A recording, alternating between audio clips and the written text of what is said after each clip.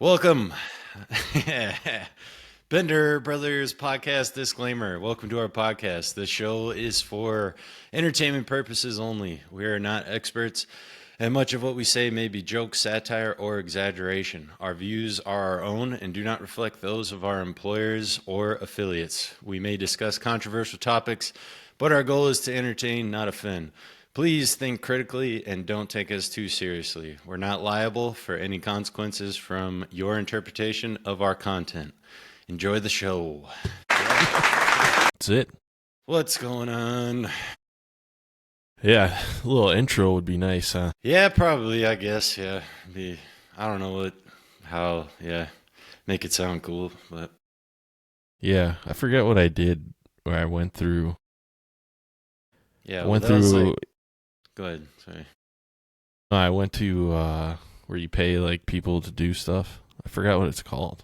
All right. The dude did a great job. I'll have to look it up. Yeah, that was super professional. It sounded like a K-Fan, or it sounded like a super pro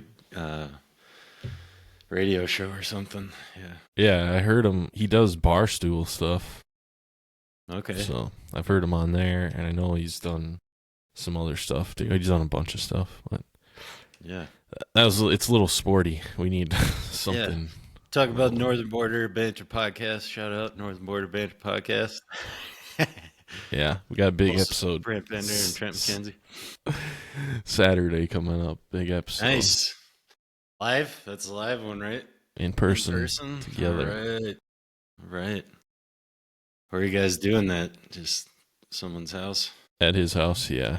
Nice. Yeah. We've been out for a while, so we're trying to get back on track, and I think life has calmed down enough for us, or for him and myself, so I'm excited. Not as much as I'm excited for this one. Yeah. Yep. Week 3. Podcast Yeah, we got episode 3. Another thriller, you know. Yeah. We covered a lot last week. Yeah. 2.5 hours about, and went over a bunch of different things. Kind of got some passionate rants in there, and definitely revealed ourselves a little bit politically, and but it was good, man. Yeah, got a lot of passion. And that's what it's supposed to be. You know, we start out with the comedy, you start out with, the peeves and wins and a little bit of comedy, and then kind of evolves and works into, I think we had some of the best content. It was right in the middle of the comedy and things like that. So yeah, I think that's what we want to do. Just trying to share clips, share ideas that stimulate conversation, and it's pretty legit. Had a big segment on guys that wear flip-flops. I saw, you know what I saw the other day? Flipping through the reels, I was watching those ICE protests, and some biker guy was on his motorcycle like blasting Ice Baby. Fuck. But he like pulled up next to him, and they all like flipped out and lost his mind. And then one of them come running after him. Guess what he tried to do? He tried to stand up, but he's wearing fucking flip-flops while riding his motorcycle. And I was like, dude, what are you doing, man? It's got like caught in a little peg there and almost fell. I was like, what? Idiot. Anyways. Yep. That's what we ended with on that segment. It's, if you're going out in public, man, think about your foot. Your foot attire choice. You want to be tactical. In some, especially situations like that. Fuck. Yeah, if you're trying to get away or planning on running away or running or any type of thing like that, or getting into a fight, potentially, flip-flops are not the move. That's funny. We could do a whole nother episode on it, probably. Yeah. I should have saved that video. Yeah, that would have been a good follow-up. This is the reason why, folks. It would have been another hour rant, though. Got to control myself on these tangents sometimes. Yeah, I know. Yeah, we always, the 3 weeks running, we got more peeves than wins. So we're definitely definitely good at focusing on negative shit, but it's, yeah, I don't know. It's good. They're all, like I said, yeah, they're all bucketed kind of in the same thing. It's just like kind of inconsiderate people. I think that's like a root of a lot of things. Oh man, I forgot about my first pet peeve. By the way, I fucked Throw, up on that. throw it on there. No, Got time? the first one is cyclists, but Oh shit, that was what you're talking about? No, no, no, because that was a follow up from last week. We were talking about it was like driving etiquette. Yeah, and like yeah, but I passing and put motorcycle. cyclists on my pet peeves for this week, but I forgot to do the research on it because I was gonna show some of the videos of them dickheads, how they act Yep, yep. and stuff. But anyways, I mean, this show is what would you call it? It's like a variety show, kind of like.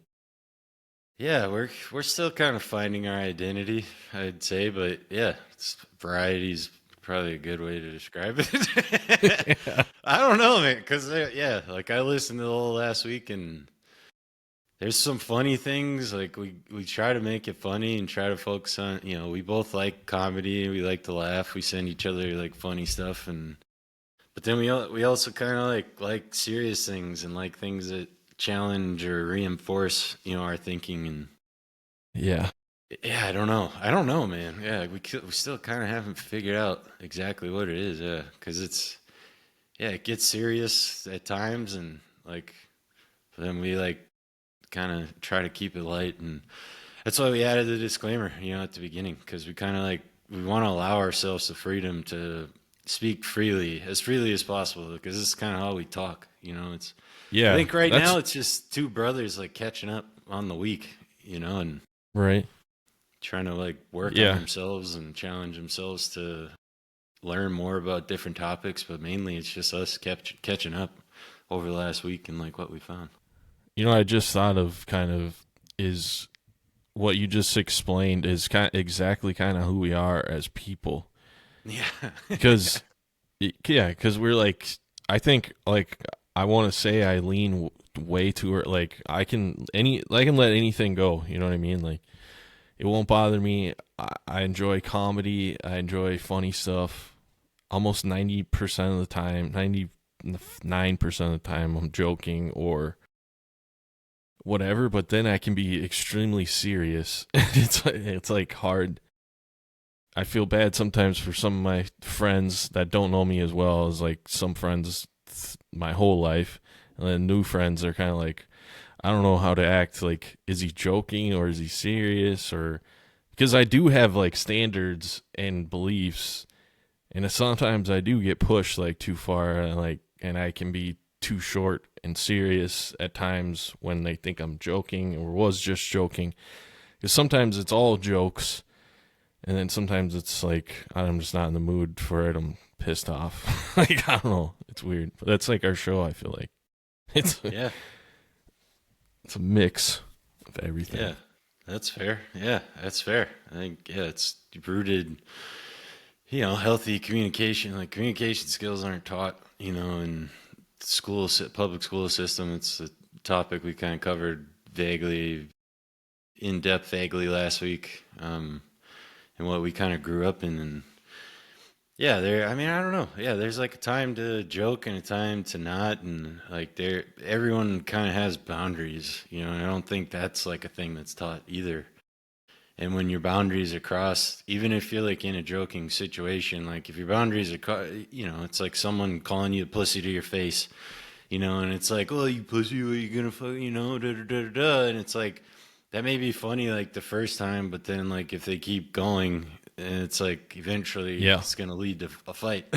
Yeah. Yeah. It's good. And so it's like, yeah, it's like it goes both ways of like us getting better and learning how to communicate our boundaries to those people, where it's like, hey man, I don't appreciate the way you're saying it. It's kind of time to stop or change the subject, and then the person we're talking to communicating the same thing, or just like listening, where it's like, yeah, okay, time to change the subject or not push on this thing. But yeah, I don't know, because yeah, I had like a couple of rants about kind of politically driven rant, I guess you would say, but it's just kind of from my experience of being in, what I saw in Minneapolis during all the George Floyd and like defund the police stuff, and like what I've learned from since then, and like ideas that I've challenged within myself, and why I think that's kind of a silly thing to advocate for, and why I think we're all being manipulated and all these things. And yeah, and that like all started from like a joke. I think like we started really light, but then it turned into this like really serious. Like we all just need to stop focusing on so much of these like the 5 to 10% things that we disagree on, and focus more on the 90+% things we agree on, and recognize that there are powers that be, the rich elites, the people that not politicians, like the people that are above politicians, that are funding, that are in the pockets of politicians, that are manipulating the laws and the way we're governed as a society to suit their needs, and how they're potentially manipulating us. And then this endless scrolling that is available to us now, that is so easy to reinforce whatever you believe, negatively or positively, and endlessly. And yeah, it's just like waking up, and I think, yeah, I don't know, man. Like, yeah, it's like there's a time to be serious, time to be joking. That's I not don't good. know, dude. No, I saw. Well, yeah, no, I know what you're saying there. But as far as like, that is something I'm definitely working on, is realizing how much more we have in common. I saw a good example of that. I should have saved this video too. It was ICE raids some guys out there. He's a like right wing kind of reporter, blog guy, whatever. The people that walk around and interview people.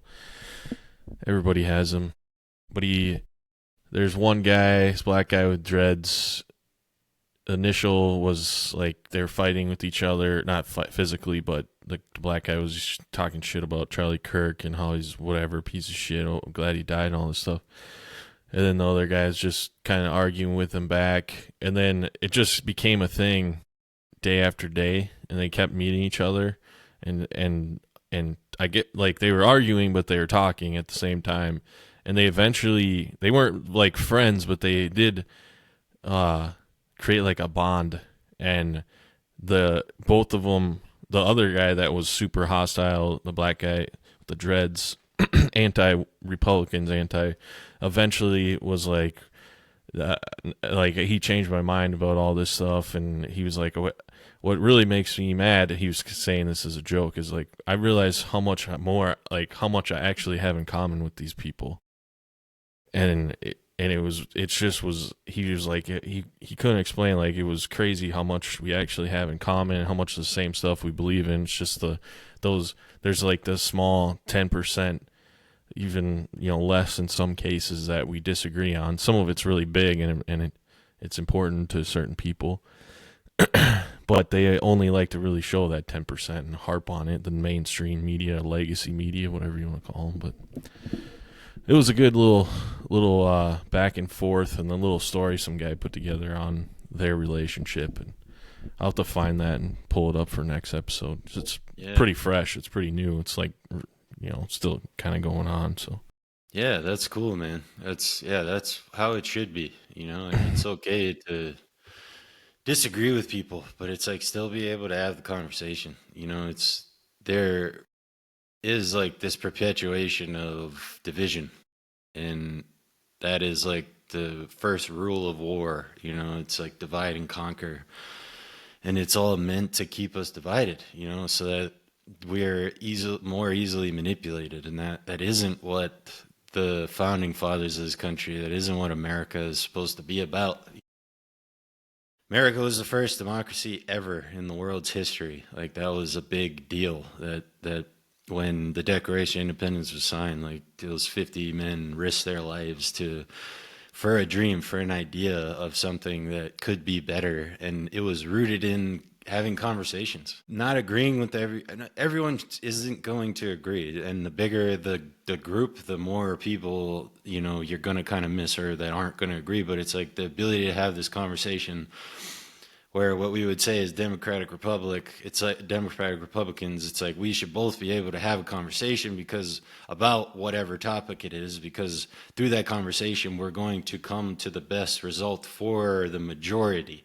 There's always going to be a minority that are left out of these decisions and upset or whatever it is, but like when we're in a society, it's like you do the best thing for the whole, you know, and without those differentiating opinions, you're not going to get to the best end goal for the whole, you know, and that's like a great example of that where if you just talk to people you disagree with more and more and more, you'll realize, yeah, like they have a family too. They care about their family's well-being. If they have kids, like they care about their kids and their kids' upbringing. Like they want society to function. They want it to be a safe place to go out to. You know, they want to be able to go to the store and not worry about things, or send their wife to the store and not worry about her safety or whatever it is. And like, there's so much more that we agree on in all of these situations. But yeah, like you said, we're almost trained to just focus on what we disagree with each other and like only focus on that. And it's like,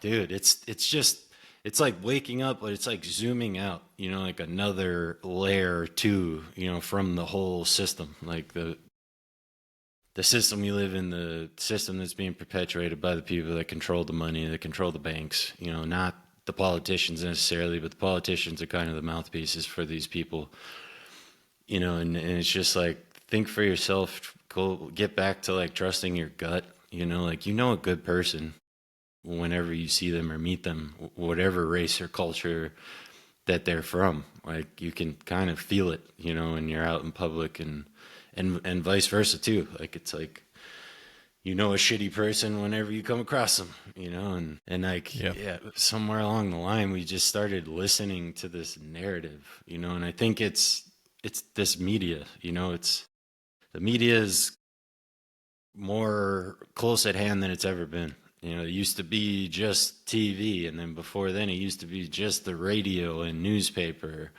you know, and like with that, it gave a lot of space in between.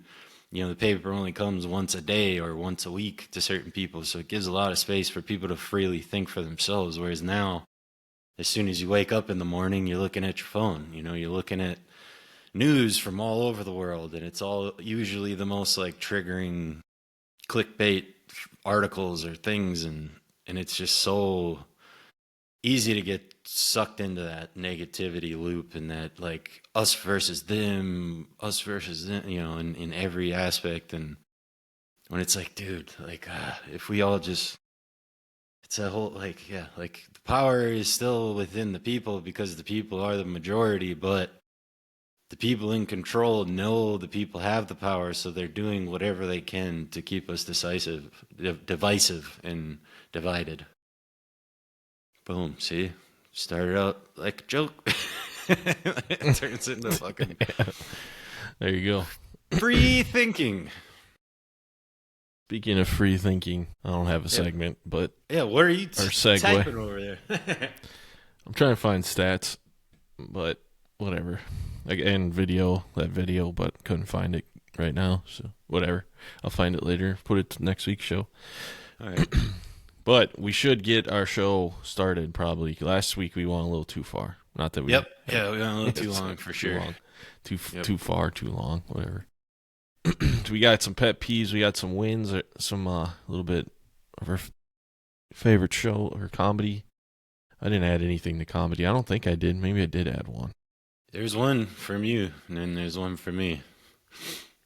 Mine's like a minute and a half clip. My favorite is notable moments throughout the week. Cows are awesome. I can't wait to get to that one. And our main topic, sports.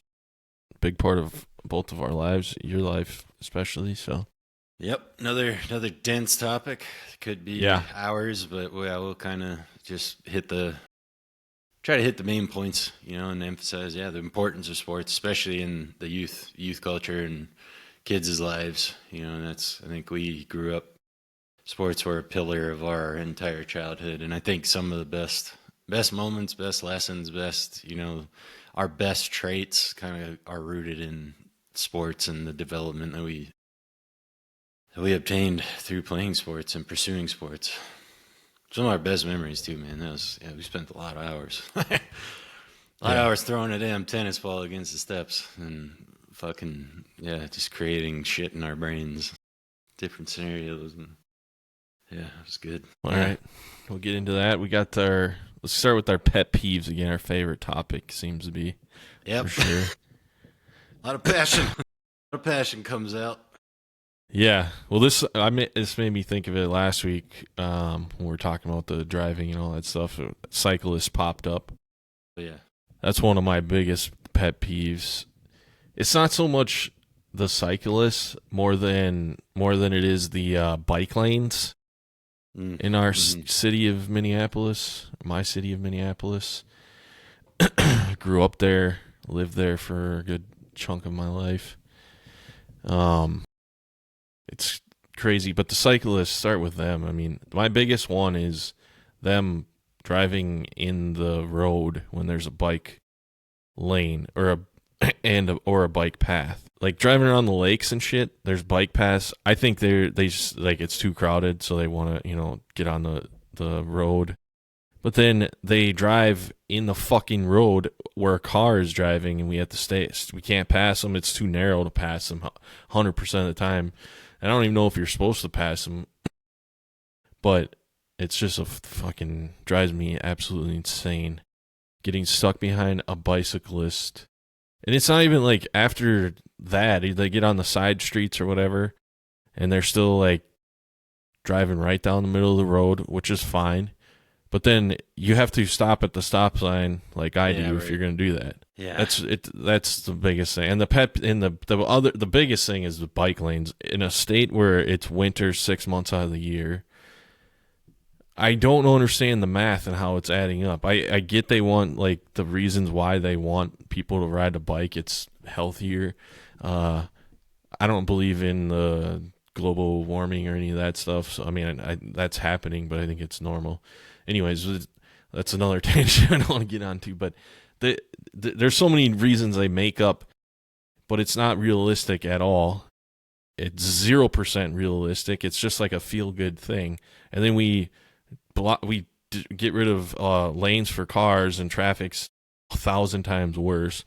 I mean, Lake Street's down to one lane because they did you see that they built a designated bus lane on Lake Street now? No, that's crazy. Yeah, it's only going one way, so I think it's going west. So the west, there's only one lane on Lake Street you can go. I remember back in the day, Portland Avenue was one way, or it turned into one way. Yeah. And there was like 4 lanes. Now it's 2 lanes. And one's a whole bike lane. Fucking bike lane. Yeah, that seems ridiculous too. It's a one way with a giant one way bike lane. Yeah, I'm fine with put the fucking bike lane in the road, the street or avenue over, not on the main drag where everybody's trying to get to work faster. Yeah, they put it on like on the busiest streets in the city. When it could be, it's a grid city layout. You can go 1 block over, and it's way less traffic. Yeah, they might have to slow down here and there. They're still, like, not impeding traffic. Like, the stats are, like, they're estimating that Minneapolis has about 4.1% of workers that commute, which is, like, the highest. Right now. It's the highest rate in the United States, I guess, according to, I don't know where this is all coming from. Probably made up shit too, which I don't believe. Any numbers coming from this state and city is probably all involved in fraud and wrong and incorrect anyways. But they say that's roughly 8,400 out of 204,000 commuters are biking. So we just, like, they messed up roads and streets. Yeah, for like completely. Percentage. And then I don't think they use them in the winter either. I mean, some do. I think that number drastically drops. I would say it's less than 1%. Yeah, 50%. I think it's approximately 50% in Minneapolis. Approximately a 50% drop from summer levels of people that commute by bicycle. So they just do shit that fucking. I don't know what they do. I don't know why. I mean, I'm starting to to realize it, just to piss me off. Probably, I don't know. I feel like that's what everybody's doing nowadays. Yeah. Yep.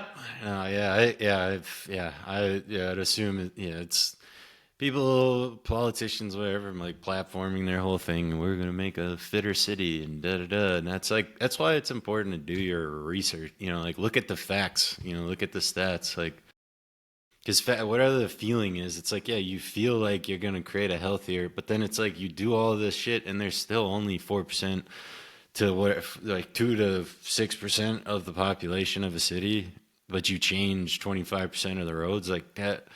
That doesn't make any sense.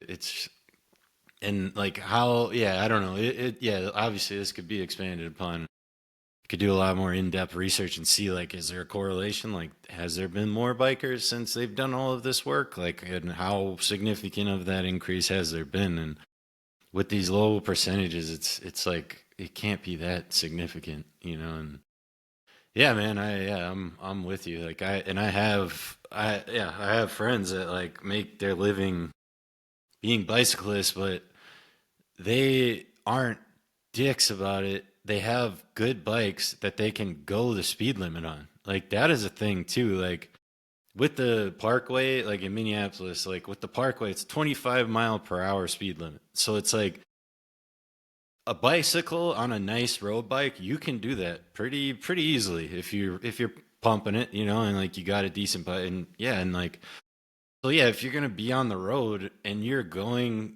as fast as a car would be, like I don't have any problem with that. But then it's like, yeah, getting to the side streets and the and like the people that go like 10 miles per hour, 15 miles per hour, and they're just like, I have the right of way because I'm a bike and da da da. It's like if you were a car, you'd be pulled over, like because that's fucking dangerous, and like so I'm supposed to like yeah, and then trying to pass them on like a two-way street, and like it's just it's so silly, man. And like yeah, I know bicyclists that they make their living by, and they would argue the same point where it's just like they know like they're on a fucking bike, so they do everything they can to go fast, get out of the fucking way, and then like yeah, they've been in accidents a bunch of times, and like they don't sue people when they get hit by a car or they hit a car. Like it's just like a part of the job, like it's a part of the risks that you're taking being on a bike driving through the middle of fucking roads filled with cars. And yeah, I don't understand it, man. Yeah. And like Portland's a great example of yeah, the Portland Avenue, because it's a gigantic fucking bike lane, and I've never seen like a highway of bikes. No. Like it's like it's like one fucking bike, and then there's like it's like a 10-foot lane, and then like 3 or 4 feet on each side outside of that. So it's Crazy. like why the fuck do you need that much space? Yeah, it's silly, man. Like yeah. Yeah, I don't know, man. It's just there to piss you off, I guess. Let's go to the next one. Yep. Yeah, grocery prices. Grocery prices, this just been hitting home a lot lately. Just like, not lately, but the last few years especially, man. Like it's me and my wife, dude, and like we try to eat healthy and cook a lot of our meals and things, and it's like we shop at Costco, which so we're buying in bulk, and it's like we still have like a $1,200 to $1,500 a month grocery bill. And it's like, how the fuck does that make any sense, man? Like, how the fuck? And it's changed so much, dude. Like, you can't go to the grocery store. Like, you walk out with 2 bags of groceries, that's like $100. Like, what the fuck happened? Like, that used to be $20 when we were a kid. You remember how much a $20 bill could get you? Like $20 was like $100 bill back in the day. Like it was like, oh fuck yeah, dude. Like even $1 you could buy like a bunch of like bags of chips or fuck. And now it's, dude, yeah, that's just like something that's driving me nuts, dude. Like, and it's like we're trying to promote all this healthy lifestyle. We got all the gyms, we got all this health care, we got all these options and shit. And then it's like, to eat fucking healthy, you get completely fucked. Like it's like the whole system is like buy the cheapest version of every goddamn thing that you fucking can. Like it's not designed to be to make people healthy and buy the best food available. It's like whatever's the cheapest, and Yeah, man, it's just been hitting hard. It's just like finally keeping track of my budget and shit, and just like, golly, dude. Like, yeah, it's pissing me off. That's Yeah, it. it's. I used to work at a grocery store, so I just remember there's used to be 10 for 10 days. You get 10, like they'd not drop down the price, and you pay $1 for whatever you can think of. It would go on sale for like $1. Yeah, even a canned foods. Like you used to be Yeah, able to buy can. like a can of peas for like 49 cents, Yeah, something like that. It's like $1.50 now. Like yeah, how the it's crazy, fuck? dude. It is Yeah. crazy. Steak, like beef, all that stuff. It's sad. I don't know.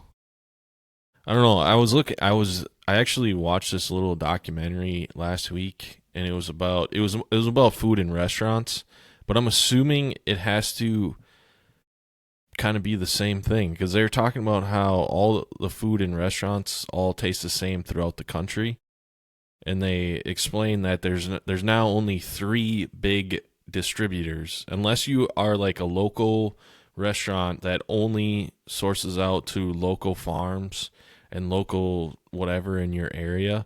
That's when you get the kind of different food. But they have like Cisco is one of those big ones. U.S. Foods is another one, and then there's another one too that's really big. I forgot the name of that one. But the U.S. Food Cisco is the biggest one in the country, and they service like all the restaurants. I'm assuming we're getting the same shit, like frozen foods and vegetables and all that stuff is coming from these big distributors, even to the grocery stores too. I'm sure they get distributed to the grocery store warehouses. So all of our food is almost coming up and tasting like the same now. And then it's all super processed stuff from these giant companies that are trying to, penny pinch as much as possible. The two other big U.S. Foods and this other company I forgot the name of tried to combine to join to make another competing company for Cisco. It would have been Cisco like size, and the government declined it because it would become a monopoly, which is another huge problem I think we're having because America isn't supposed to allow monopolies. Yet Mm, there's Amazon, and then there's this is a good example of the Cisco foods and all that. But even having three distributors, there's other smaller distributors, but they're all like locally based, and they'll go and like say you have a restaurant here in St. Paul, and then that distributor only gets like local produce and if they can, from the local farms. But mm. that's double the price, but at least you're getting all local stuff. And you're gonna pay more, but you're gonna know that like that's what you're going to that restaurant for anyways. But it makes it tough for every other smaller restaurant who doesn't get a ton of people to kind of go that route. It's weird. I don't know what. I think obviously that would be nice to grocery stores to get local produce and stuff like that, but it's just so much cheaper to go the big, you know, Yeah. Cisco route or whatever, just to save money and make as much money because that's all we care about here. It's fucking so stupid. Instead of doing the right thing, it's just always got to grow. We always got to have growth. Blah blah blah. It's the business shit they teach you. It's capitalism, but it's capitalism getting abused though, and Yeah. not. And you're supposed to do the right thing instead of selling your company for $5 million. Just hold on to it and actually you keep those employees. That's easier said than done. Like if you want to retire, obviously you're like, well, but I don't know. Like there's got to be it's gonna break. Like everything, it's gonna collapse at some point. Like it's just a matter of time. Everything is, I believe. I believe. I Yeah. mean, Yeah. there's Yeah. ways to fix it easily. So that's probably why they're just gonna let it, collapse. Because then you just all these other distributors, they just come back, or a few here and there, or whatever. But I don't know. But it's gonna collapse when we have all these people with no jobs, and I don't know. Maybe that's what they want, but Yeah. Yeah. Yeah. It's just piggyback on the farmers too. Like farmers are incentivized to grow certain crops for these big distributors Yep. because they get a guarantee every year. So it's like a lot of time, there's a risk with farming where if you don't yield as much crops or you have a bad year or whatever, like that can really put a hurt on your profits and your business, your farm business. Like in these big farms, especially, they're incentivized to to sign these contracts where it's like we guarantee we'll plant. It's a lot of it's corn, soybean. I think corn and soybeans are like the most common crop, but it's like it de-incentivizes local farming. De-incentivizes the Yeah. Yep. redistribution to these local grocery stores, the farm to table restaurants, like all this type of stuff, because these farmers, they're kind of put into a box. They have $1 million businesses that like they need to keep money coming in, and it's like the system kind of incentivizes them to like sign with these big corporations, sign these contracts so that they get that, even if their profit or even if their farm doesn't yield whatever, they still get 60% or whatever that they're promised. Or man, it's fucking weird. And that's like a whole another thing, like regenerative agriculture, and like why a lot of farmland is going nutrient deficient, and like why these farmers are even more forced into these things because they need the guaranteed money. And there's a lot of pay attention to your local elections. Like pay attention that like that's where it's being done. Like these laws and bills and things are being passed that just de-incent, and you got to really like pay attention. You got to really read thoroughly and understand like what's happening, because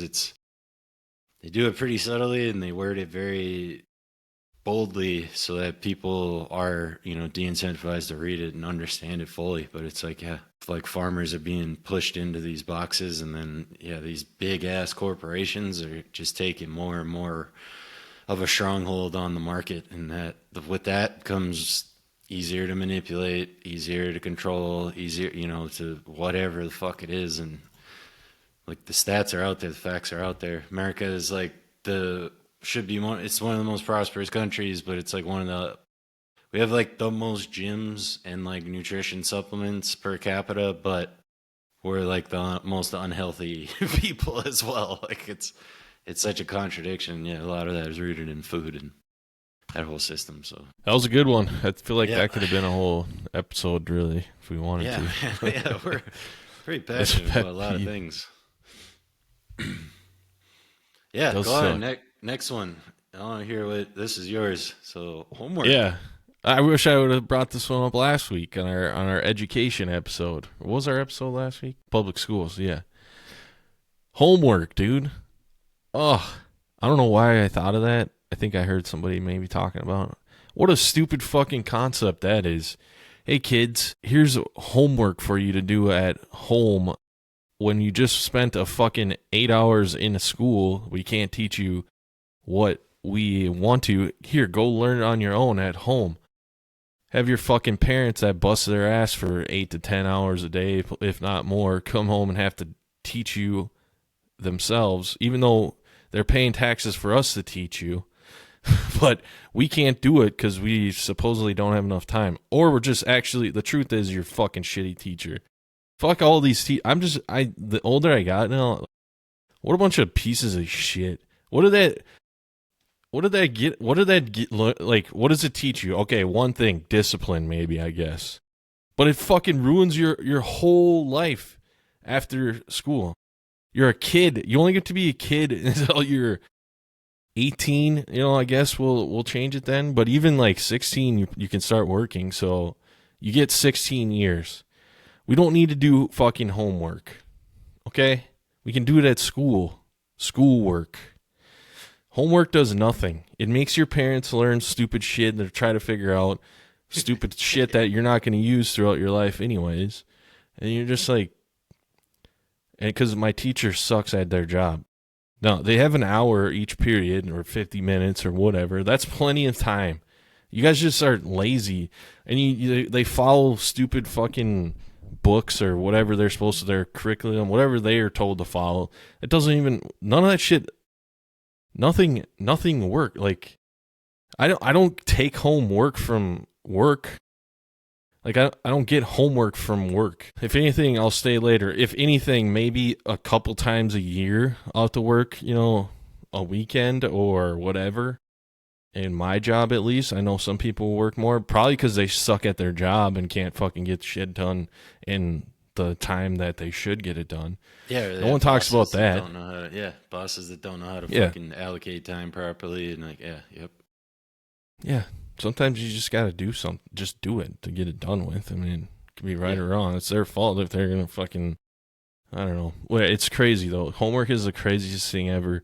It should never exist, especially with how much we spend, as we learned last week, on children and how much we spend on teachers who, I guess they deserve more money sometimes. I don't know. I still disagree with that, but that's fine. It shouldn't be a thing, dude. I can't imagine, like, it's the stupidest thing ever. I remember dreading that in school, too. I was like, because I didn't get homework, I think, until, like, third grade. They started, like, sprinkling it in. And I remember always thinking about it, like, fuck, I don't want to go home and do schoolwork that I was just in school all day that I could have done. Yeah, whatever. it doesn't make any fucking sense. It just means that like 7 hours on average a day that a kid is in school. You can't fucking teach them what they need to know in that amount of time. Like that's a reflection on the system. Yeah, more Yeah, so than it's anything. terrible. Yeah, I just use Grok to ask like what's the average hours at homeschool because I've heard this before. But average homeschool hours per day, it's 2 to 3 hours per day. Oh, yeah, it's crazy. So it's like you can absolutely teach what needs to be taught in order to do basic aptitude test, whatever it does to qualify to graduate. 2 to 3 hours per day. As you get older, it increases a little bit. So that's the average 2 to 3. But yeah, but it's fucking insane. In 6 hours, you can't teach me. In 6 hour, like in middle school, like as that's kind of when you start having like more than one teacher. In 6 hours, 6 different adults can't teach me enough. For 9 fucking months a year, yeah, we get summer or we get Christmas vacation or whatever, but it's like, what the fuck are we doing? Like, and yeah, like you said, we're coming home to most likely this public school. We're keeping it in our lens, like coming to working class family. Like we're coming home. Our parents have fucking worked for 8 to 12 hours a day. They gotta get us fucking dinner. They gotta fucking figure all that out, and then we gotta be up to get back to school at fuck 7 in the morning. So it's like at that time of your life, you need 9 hours of sleep properly. Like and like, it's just like it makes no sense. And their whole argument is, well, it teaches you how to like manage your time and things outside of here. It's like that's what college is for. Like that's what fucking post secondary school is for. Like that. Like I don't like. What the fuck are we doing all day then? Like what the fuck? Yeah, are you're we doing teaching me all day? how to shittily handle my time, apparently, because I can't get Yeah. work I was supposed to get done at school. Yeah. I got to do it at home. And work-life balance is a new thing too. Like that's like a new thing too. Like so when we were kids, it was just like, yeah. It's just like, yeah, suck it up. Like that. And we're like, yeah, this doesn't make sense. And then now there's all because our generation of kids are in the workforce, and then they're complaining.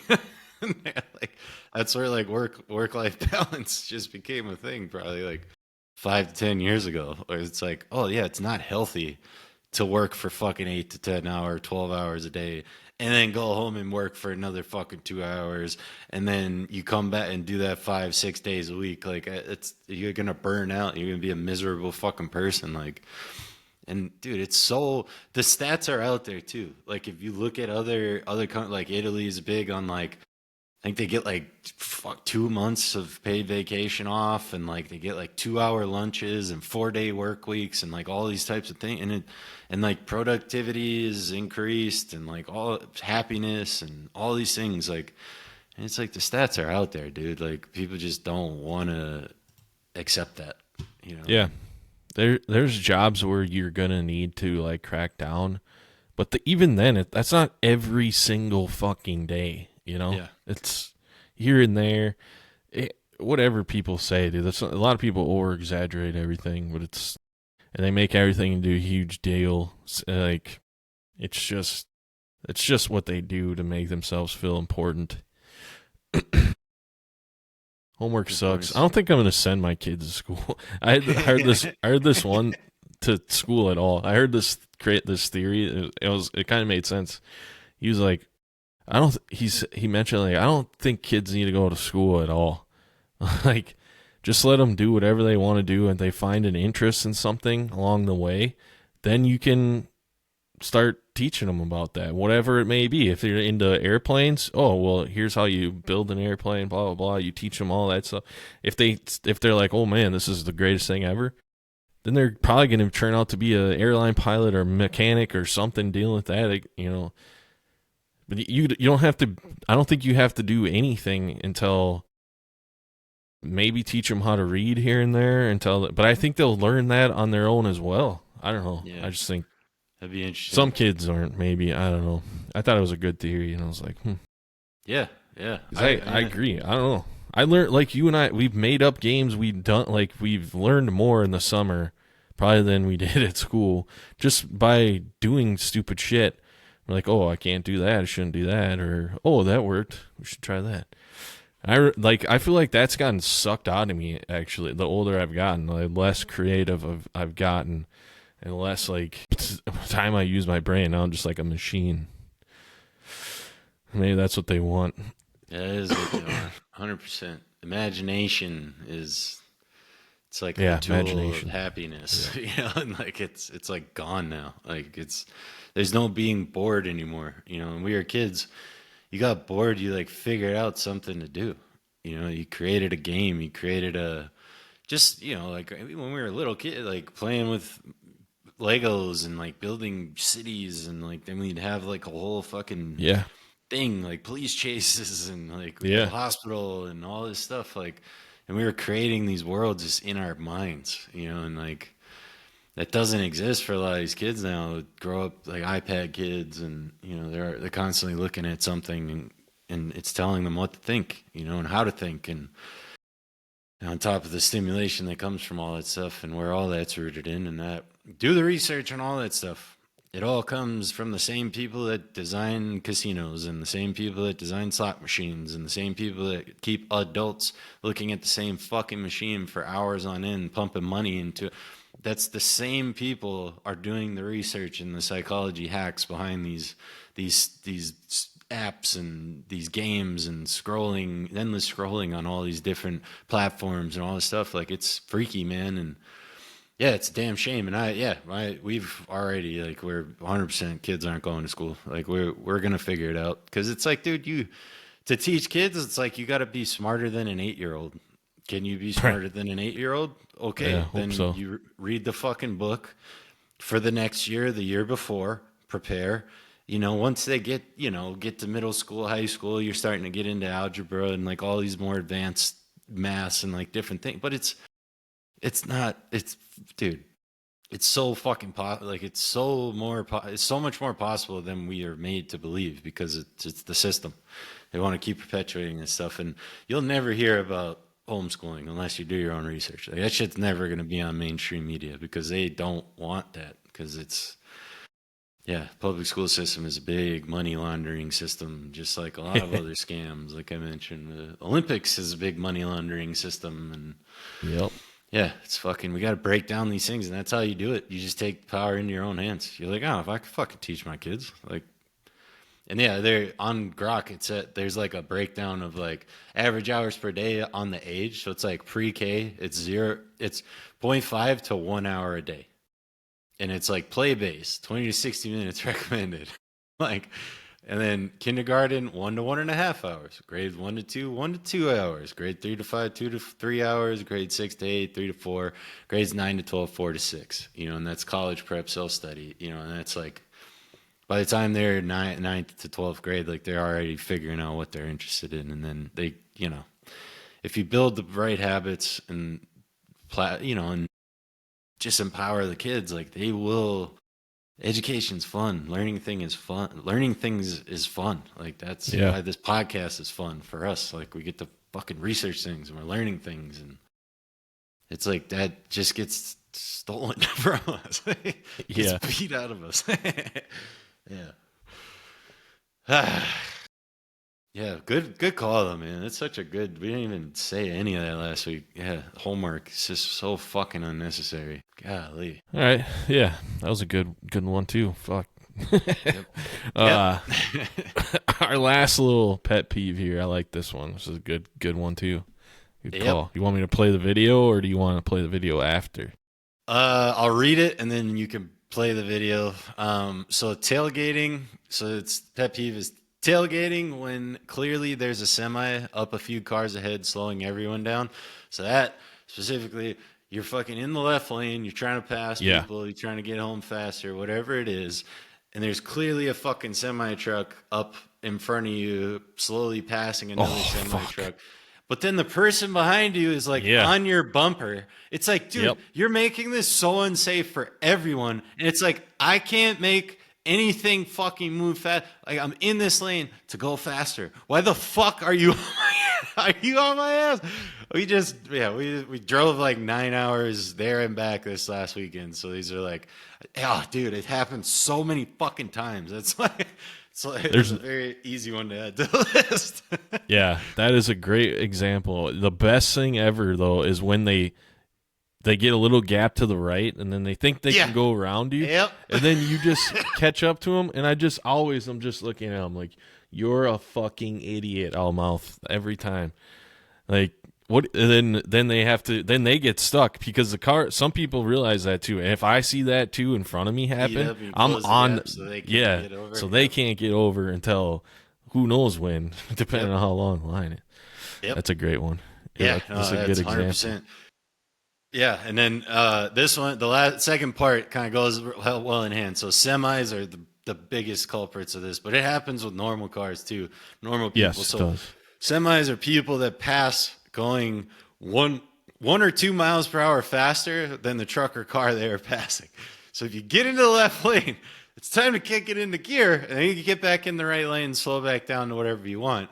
You don't just, if you're going 67 and the person in the right lane's going 65, you don't fucking hop over to the left lane and pass them going 67. So yeah, play the video. Might get doxxed on the music. Fine. It's everyone has been in this situation. That's why I picked this video. It's like everyone knows this situation where you're like, what the fuck is going on? And like, if you read the comments on these videos, it's like, yeah, all of us behind you losing our shit because you're not.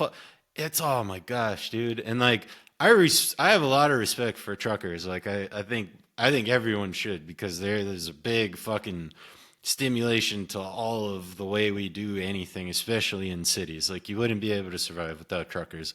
They're the ones bringing all your food and all your fucking resources into the cities and all these things. And yeah, it's a tough job, dude, to sit on the fucking road for that many hours, and it's boring as shit and all these things. So it's nothing against truckers, but like, they fucking know what they're doing and they just don't give a fuck.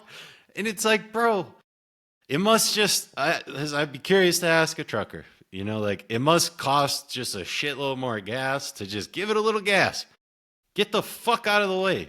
Because it's like you're killing minutes, which is not that much time. But like, in a 9-hour road trip, I can make up an hour of that time if I'm able to be in the left lane most of the time, you know, looking out for police and driving safe as I can and all that stuff. But it's like I can make up a good amount of time. But then this shit happens, and you're just like, "What the fuck, dude?" Well, I have a theory on that. Actually, the whole respecting truck drivers was a thing to me. I did. Everybody wanted to be a truck driver. They had a cool song, "Truckin' Convoy," sweet ass song. Convoy. But now, I don't know if you've seen what's going on, but now they're fucking giving CDL license to fucking any Tom, Dick, and Harry from Somalia, Africa, Muslims, wherever. They're starting to just kill people, too, because they're fucking up. I just watched a video of a guy driving down the wrong road, and one of the truckers had to stop him himself. Old school trucker was like, "What the fuck are you doing?" And some Indian dude barely spoke English. They're actually busing a ton of these truckers. There's actually a huge, like, truckers are making a bank right now because there's a shortage, because they're getting rid of all these shitty that they don't even know how to speak English, and they're driving a fucking, I think it's like a 40-ton Yeah. weapon, basically. Super Going, dangerous. God knows. Yeah, they killed. There's been a killing like every week, basically, from them fucking doing something they shouldn't have done. Yeah. And that's who we're dealing with. They don't understand the fucking left lane rules. They don't even know how to fucking drive on the right side of the road, dude. Like, it's crazy. But you know why we had to get as many truckers as possible to lower the price of everything so they can take less on these loads and shit. That's also going back to the other pet peeve, the grocery Cisco. I kind of have a like. It's now that we have so many truckers, it makes these giant companies. It's way easier for them to ship everything. You know what I mean? Yep. So do we really need this many truckers just because we have giant corporations now? I mean, I love like good old truckers. I think they're important, but with how everything's going, it's kind of like maybe we need to make things more localized than nationwide for a lot of shit. Maybe we don't need as many truckers. Man, we're getting rid of these shitty ones, so and they don't know how to drive. Like I've seen that a million times. I'm like, look at it. I look up and there he is, fucking with his sandals on or no shoes on. I'm like, that should be illegal too. I think I did see something. They're trying to, yeah. If you're driving a truck, you gotta have shoes cars, on. Yeah, you're supposed to have shoes on. Yeah, that's probably the reason. Some of this. I don't know. Yeah, that's a good point, man. Yeah, that's a good point. Yeah, you've kind of seen it. I feel like it started with like the Uber and like Lyft and like that whole shift, like where, dude, like we've all been in an Uber where the dude ask your Uber driver how long they've been in America and how long they've been driving. You'll be fucking scarily surprised because I've done that with most of the Uber driver event. And it's like, how long you been? Where are you from? And they'll be like 2 months, 3 months. It's like, how the fuck do you have a license? How is this okay? Like, fuck me. Nothing against them, trying to get their money and shit, but like, holy fuck, dude, like that's dangerous as shit. Like, because a lot of states you don't even have to take a driver's test. Like, you just have to pass the written test. And like, holy fuck, dude. Happened to me like the last 2 times I Ubered. I have talked about it on our other podcast. I think we named the episode after it. Yeah. Lon, I think her name was. Yep. Didn't know, just had her license. Didn't know, I don't even think she had her license. I think she was using her, like, someone else's account. And another guy didn't have, he just had gotten his license. Like, he literally was like, I got my license 5 days ago. Dude, he was going 10, 20 miles under the speed limit. Stopped at a crossing, like, where pedestrians cross. There's no stop sign. He just stopped there. There was nobody walking either. He just stopped in the middle. Like, it's a 30-mile-per-hour zone. So, but he just stopped randomly because the little crosswalk thing had a stop for pedestrians. I don't know. He saw the little stop sign. Yep. I was like, dude, that's not a stop sign. You keep driving. Oh, I was fucking sweating my balls. Yep. He couldn't even. He didn't know how to open the back door even in his own car. And I was like, fucking. That's fucking scary. I survived. Yeah, it's scary. All right, let's go. Let's move on to the wins. Yeah, because we're gonna kill so much already time fucking again. an hour. Yeah, we're already an hour in. Jeez. Yep. All right. So first one's for me. So we made it to Malachi's naming ceremony. Oh yeah. So we drove up to DC this weekend. My wife's friends, they had a baby a few months ago, and they had a big naming ceremony. It was pretty cool because that's a new one. Never didn't know.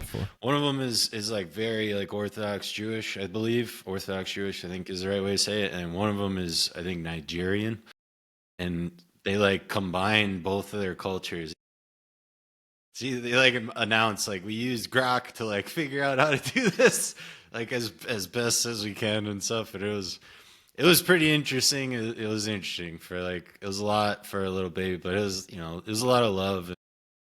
Really cool to like see people like that happy, and all the grandparents like spoke and they like said their own piece, and it was really cool. And they did like some Jewish prayers and they did some Nigerian prayers, and like things. So I hope they're Nigerian. I hope I'm making they're African Same descent. thing. I think it's Nigerian. Yeah, I believe. But yeah, it was pretty cool. It was pretty cool. But yeah, just making it up there and being around a bunch of people, and not in the most like secure time of our lives and all that. It was definitely worth it, and got to be around people, and my wife got to reconnect with a few old friends, and it was good, man. It was really healthy. And then hotel room move request in DC. So the hotel we were staying in, It this worked. was big. This was big. So we like requested the highest room, like in the quietest part of the hotel. Like I always request that just cause, and whatever. And yeah, we were on like it was like a 7-story building hotel, and we were on the third floor. And I was like, and we were kind of by the elevator and stuff. So I was like, this is bullshit. Like, and I like had to like hype myself up because I'm usually it's like try to be Yeah. the nice people. Like you don't want to rock the boat. You don't want to cause like people upsetting. It's like you don't want to push your seat back because you don't want to ruin it for like that type of mentality. But I was like. It's like fuck, like I feel like we should just ask, like what's the worst we could ask, and my wife like helped me talking through it and into it, and it was like the worst case, like this is what they do, like they just sit at a fucking desk all day, like this is like the only job they have is to like be customer service help, like help customers. So I was like, all right, yep, and we went and we asked, and they moved us to the top floor, like way in like the corner, like, and it was way better room, way better view, way quieter. Like we were close to a highway and stuff, and I was, yeah. So I was like, that was a win. That was a win. Like That's a just big ask. Yeah, one. Yeah. doesn't hurt to ask, man. Just ask, dude. And often, if you're just nice, like that's like at the airport, on airplanes, at hotels. Like if you're nice and just actually genuinely nice and not just like full of shit, it gets you a lot. It's like that whole you catch more bees with honey than shit, or whatever. And that's definitely what happened. And they gave us like extra snacks and like all this stuff. Like it was really cool. Yeah, it was Sweet. really cool. Yep. And then the wine store. We went to the wine store. Our like surrogate grandpa in DC wasn't there this time, so we stayed at a hotel. But he has a wine cellar that like he sells to vintners. So he sells to wine store, and this wine store in particular, it's right by his house, and we've met the owner a few times, and like he travels to California and like makes his own blends and all this stuff. Like it's a pretty special place, and we kind of like had a great conversation, and we bought our first like legit box, and like he gave us a big discount, and yeah, the place is called Vienna Vintner, and it's in Vienna, Virginia. I think it's just south of DC. But yeah, very very cool experience, man. Just like cool people, happy to be there, and such great wine. So yeah, overall, just the wins was the trip. It was all that was in the DC trip. So yeah, making it to DC, getting the things out of the way. Yeah, that's a win. That is. Specific Those are to our life, those are yeah. good. Yeah, What do you mean? It is. That's wins for us. Fuck everybody yeah, else. right. Just kidding. Yeah, I know. That's how it should be. It's like, yeah, you forget that this is a fucking podcast. This is a podcast. Hey, they learned something. Yep. Gotta ask if you don't. Yeah. Doesn't hurt. Never to hurts to ask, man. Worst they say is no, and you're in the same fucking position you're in, but you don't have that thing in your head that's like, what if? Well, I got a couple. Well, mine are really dumb, but got the dock out at the cabin. Nice. That was kind of a pain. It's kind of sad actually too, though, because last year they started reporting zebra mussels in our lake. Zebra mussels is an invasive species. We've never had them before. They're pretty prevalent in almost a ton of lakes in Minnesota. And we took out the dock, and everything underwater was covered in them. I should send you a video. So yeah, they grew very rapidly, and what they do, they eat everything. So it'll clear up the water. The lake will be incredibly clear, but apparently they eat everything, and then they die off, and then they come back once everything grows again, because that's how it works. So we're being for them. I don't know if it hurts the fishing as much. I mean, a lot of lakes that have them, the fishing isn't really affected. I'm sure it's going to probably do something. It's a very weedy lake. I don't know what's it gonna do, but yeah, and it was the first year we kind of had shitty. Well, we had like 2 years in a row now. We had shitty fishing off the dock the whole year, so kind of weird. But it was nice. You got some help from friends to get it out. It's kind of a bitch, you know. We took it out. I think us three. Yep. Actually, I have a cool video of that still on Facebook. Yeah, that was dope. Time-lapse video. I think it was like a year from the day we took it out at this year, or like it was whatever 5-year anniversary, some shit. But yeah, I don't know, man. I'm getting tired of that shit though. I might just buy a new dock so I don't have to fucking bust my ass off it. But we got it out. The lifts are the worst part. I hate the lifts. Yeah, I'm yelling at Dad right away, like, because he usually stay out of the lake, and this year it was him and I in the lake. And then he was like, "This is what we got to do." I was like, you've already forgot. No, we take out the first lift, we get that out of the way. That's the worst one, I think. Second worst one now. That other lift was so caked in zebra mussels. It was so heavy, dude. It added weight. It's insane. But anyways, yeah. Then that next one, caught up with the softball team Thursday night football. Watched the Vikings get their ass fucking handed to them. So it was a win that was with the boys because you can talk with the boys about boys stuff. It was funny. You get some reminiscing and then just giving each other shit. I forget how much fun that is at times. So that was a big win for me. I liked it. Yeah, good, man. That's good wins, man. Doc is a bitch, dude. People don't understand that in the like southern parts of the country, like the lakes freeze every year, so you have to take the fucking dock out every year and put it back in every year. Yeah. It's a bitch. The side of the lake is all rocks and uneven as shit, and like the things aren't light, and like it's dangerous. It's amazing. No one's like severely busted their shit or like torn their knee or some shit. Like it's there's somebody that falls down every year, but it's impressive. I did ruin a expensive pair of waders this year, so that's great. So nice. Throwing those in the garbage. Oh, you ruined them? Oh, fuck. Yeah, one of the pieces of dock, one of the poles snapped off. It must have been snapped off all year. And so it left like the base of it down there. And I was trying to pick it up, and Dad was like shoveling it into my foot. Well, that was a dumb idea because it just sliced. So I had a wet whole right leg the whole like second half of taking out the dock because I ripped open my waders. But and then once you don't get out and take your shit off, you just do the rest of it with yeah. You get water in your shit, done. You're wet. Yeah. That's like ice fishing, dude. Like, so many people don't understand what the fuck you're talking about. No. I bet. So many people, thousands of people that'll listen to this someday.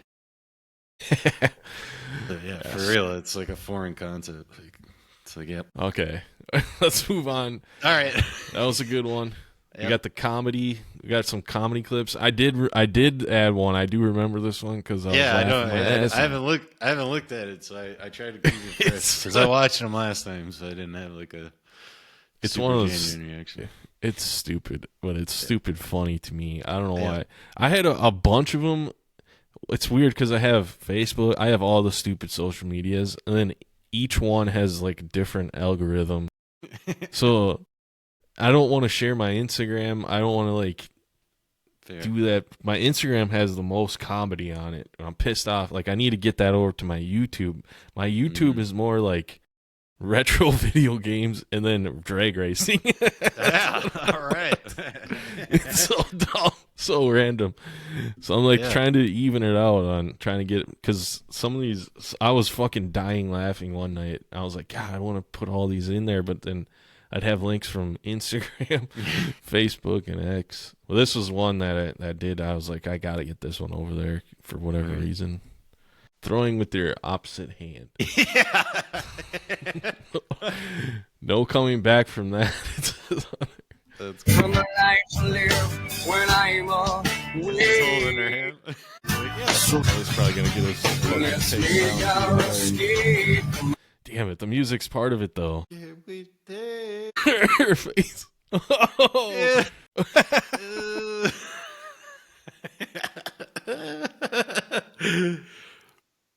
I love it. I love the thinking about Oh. it. I The thought thinking I was where he's dying. like looking down and like, oh, shit. And he's like, that's the best, dude. I love that shit. Great, great. Love it, love it. I've seen the left-handed anger videos. They have Yeah. compilations of those. Those are great too. Those are some of the funniest shit ever.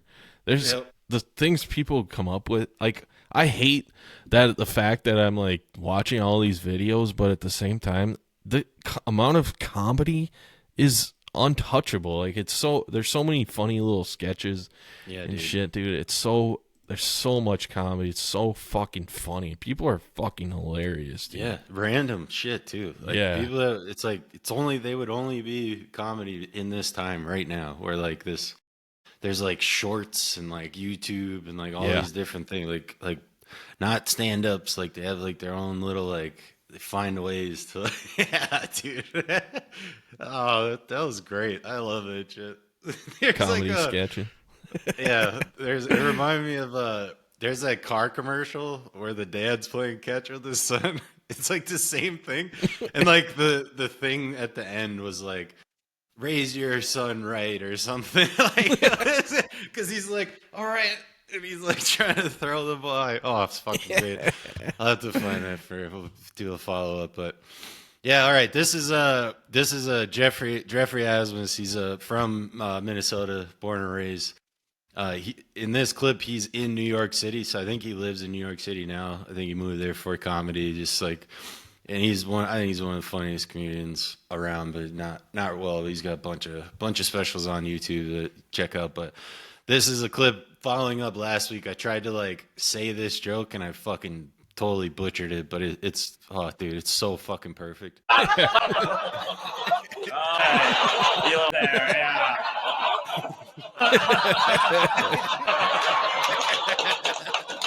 Okay. That was good. Yeah. Such a good rant, dude. So perfectly That dude's put. funny. It's so much better that he's in New York and he's Yeah. talking to New York City. Oh, yeah. Living people. 100%. But we're so tough. It's like, nah, you fucking die in a day on my uncle's farm. It's so true, dude. People in cities are so damn ignorant. Like, Oh, God. of like what it takes to actually survive, like survival skills. Like it's like, yeah, you live around, like there's a store in 2 blocks in every direction. You understand that? Like you can go get food at any point of the day. It's like when you live away from things, that's the whole gun thing, dude. Like it's like the only people that want to get rid of guns are people that live in cities that are surrounded by police that have guns. It's like when you move outside of the city, you realize why you need guns. Because you're like, oh, the cops aren't going to be here for a fucking hour. Yeah. If something happens, I need to be able to defend myself. All of my neighbors have guns. All of the crazy people out here have guns. I should probably have a fucking gun. Like, yeah, dude. Oh, I love that shit. I love that shit. And like, yeah, he's like, I think I don't know if he identifies liberal, but he always just clowns every fucking side of political party. Like he said, he doesn't agree with Republic, whatever, dude. Like that's how it's supposed to be. Like just you could clown every part of it, but it's like, yeah, the truth is what makes it so funny. Yeah, That's a good one. Jeffrey Asmus, he's got some hitters, man. All right. We got notable moments throughout the week. My favorite, I've been waiting for this one the whole Yep. show. Cows are awesome. Cows are awesome. Cows are Wanna just awesome. Play the video, or do you want to? Yeah, well, we'll outline is just why Elaborate. Yeah, so we're we have like there's like 20 head of cattle where we're at right now, and we get to take care of them. Like take care of them is like loose, but we can buy like sweet feed is what they call it. It's kind of like their like little treat snack thing, and we kind of got them trained. Like if they hear the bucket full of it's like these little pellets that they eat, and like they'll all fucking come running, and I've just been letting my wife do all of that and just enjoy her time and whatever. And last week I went out there a couple times by myself, dude. It was so fun.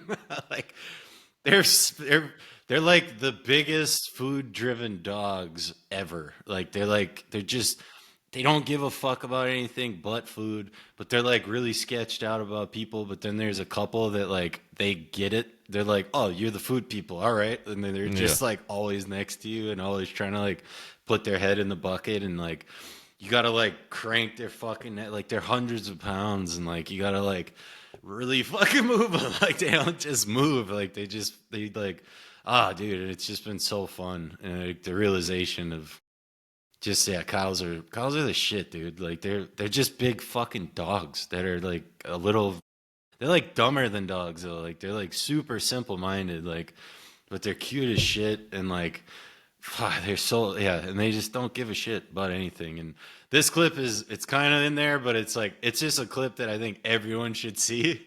So this is a bull in Scotland. So they're in Scotland. It's a bull being dropped off to mate with the female bulls. Have you seen this? Yeah, I think I might have. Oh I my might have. fuck, dude! The reaction is so funny. Yeah. Cause he's like gets out and he's all pissed, and then you just see like their faces. They're like dogs. They're like kind of like golden retrievers. Is how like they're kind of like simple minded, but super like expressive still in their faces a little bit. And it's like, yeah, go ahead. You're shagging holidays. You're Oh, shagging holiday. So he walks out. He's all kind of like, what the fuck are we doing here? And he sees the that cows. way. Boys will be boys. You're gonna get your whole His done. face. It's like, oh. Yeah. So cows are awesome. I don't know. It's just the way it is. Yeah, definitely want some cows in the future. Not to like, I don't necessarily slaughter. I just want to like raise them, just like that. Like just have like a couple bulls to fucking hang out with, and then have some females that you get the milk and all that, and just yeah, dude. But yeah, Yeah, it's also yeah. Sorry, go ahead. no, I was gonna. They're one of God's greatest creatures. We need them. Need them. So Yeah, it is yeah, sad. Like I do. Like that's kind of what kind of gets me over the hump a lot of times is people need to eat. So yeah, yeah. And that's like that connection I think is important. It's like hunting. yeah, Like I think anyone yeah, that eats meat should have to hunt or kill an animal at some point in their lives because like you need to understand that feeling. Like it is hard. Like deer are fucking cute too. Like they're nice. Ducks are cute. Geese are, they're like animals that when you see them and you're not hunting them, you're like, oh yeah, they're fucking little goofballs, whatever, like living their lives. And cows too, it's like it's important to like get that connection and be like, yeah, damn, like you don't just go get a fucking burger from the store and like you're 10 steps removed from the actual animal. It's like you got to face facts that like these animals are probably going to get slaughtered someday. And like, do you want to eat meat? Are you okay with that? Are you comfortable with that? And yeah, and then you kind of yeah, it's tough. It's supposed to be tough because you're killing a fucking animal, and like good hunters understand that. I think Ted Nugent like breaks that down really well, and he's such an adamant like same thing. Like he's such a big proponent on hunting, but like that point of like training to be a good hunter, so you take the best shot, so you end the animal's life as quick as possible, so there's as minimal suffering as possible. But then every hunter, dude, I've heard like Cam Haines, Joe Rogan, like all these guys that hunt these elk and shit, and like the professional hunters, like they all talk about how it's hard, dude. It's still hard to kill an animal, like, and that's a good thing. Like, it's like it makes you appreciate the animal more. It makes you appreciate the meat that you get from them. You honor the animal. It makes you like way more like we need to eat this. We need to eat everything. We need to take care, make sure we use everything so that this animal doesn't go to waste. When you go to the store and you just buy a packet of beef, like it's like you don't really get that, like, it's hard, but it's like, I think it's an important thing. I don't know what you'd call that. Yeah, circle of life type. Yeah, I agree. That was a cool video. What are we at? We had an hour and a I half. guess we're already. yeah, we got some time. Got sports, you know. I added a bunch of little facts and stuff and Yeah. stuff in there. Sports have been a big part of our life. It still is a big part of me watching sports. I've heard people kind of criticize people for watching sports and all this stuff, and men, I don't know, this is like a new thing. The right wings, kind of women are criticizing us if you watch. People say if you follow men and watch them, whatever. It's just a total not understanding. I think these are weak people that are coming up with this. It's mostly women too that shouldn't be talking in the first place, running their mouths about not like that, but Yeah, they're yeah. just stupid. Like they're just trying to say shit to get clicks, and I'm like, what? So we can't fucking watch sports because what? Because it's gay or what? Like I don't understand. Like it's stupid. It's boring. I don't. Because we're worshiping another guy or something. That's not what we're doing. Like you have to have a fully. This is kind of way in the future, but it's just on the top of my head when I think of sports currently. Because there's so much more behind all this. It's just something I've just kind of a tangent, I guess I'm going on right out the bat. Because I'm sick of like it's a hobby for men. Men love sports. We have so much like we wish we could do all this stuff. We wish we could be a NASCAR like I don't even know if that's really a sport, but we wish we could be a NFL superstar. We wish we could be like we admire these guys, but I mean, I guess some guys do take it a little too far, and that, you know, like there's always going to be those people in anything though. It's not just sports because it's just I think it's incredibly important for the youth. That's where we should start at because I know you have some strong opinions, and I want to listen to your opinion, and I want to really think about that too for kids because youth sports is super popular. I think I got some stats here: 16 million kids play youth sports. That's about 39, we'll say 40% of children nowadays, age 6 through 17. So it's only growing. It's a huge, huge part of this country, I believe. It's culture. It's definitely part of our culture, I believe. Like, for sure. It's huge. Like, the money involved in sports is probably way too much, to be honest, but it's pretty accurate. I mean, what do we got? Yeah. Well, they say it's it's definitely healthier to be a fucking playing sports than sit at home and doing nothing. Like we understand. Like that's easy to understand. Yeah, man. Yeah. Were you? Agreed. So this is the biggest one. Are you gonna? Obviously, would you let your kids play sports? Yeah, 100%. Yeah, kids will play sports very early on, as early as possible. Yeah, there's some debate on contact over non-contact sports, and Yeah, that would be my next question. that's like a whole thing. That's a podcast in itself, man. That like I would like to do proper research and probably even put together potential like few slides on just different stats around supporting that. Because they're just when you look at like okay, so I played contact sports, played rugby, played football my entire life. Started playing football at 8 years old, and played rugby till I was at a high level until I was about 24, 25 ish. And yeah, I've been thinking about this a lot because with concussions, and like the understanding of concussions has happened like in our lifetime. Like it was like there were no such thing as concussion when we were kids to now there's like all these head injuries assessments and all these big sports. So yeah, my kids will not be allowed to play contact sports until they're at least 16 and potentially not even then.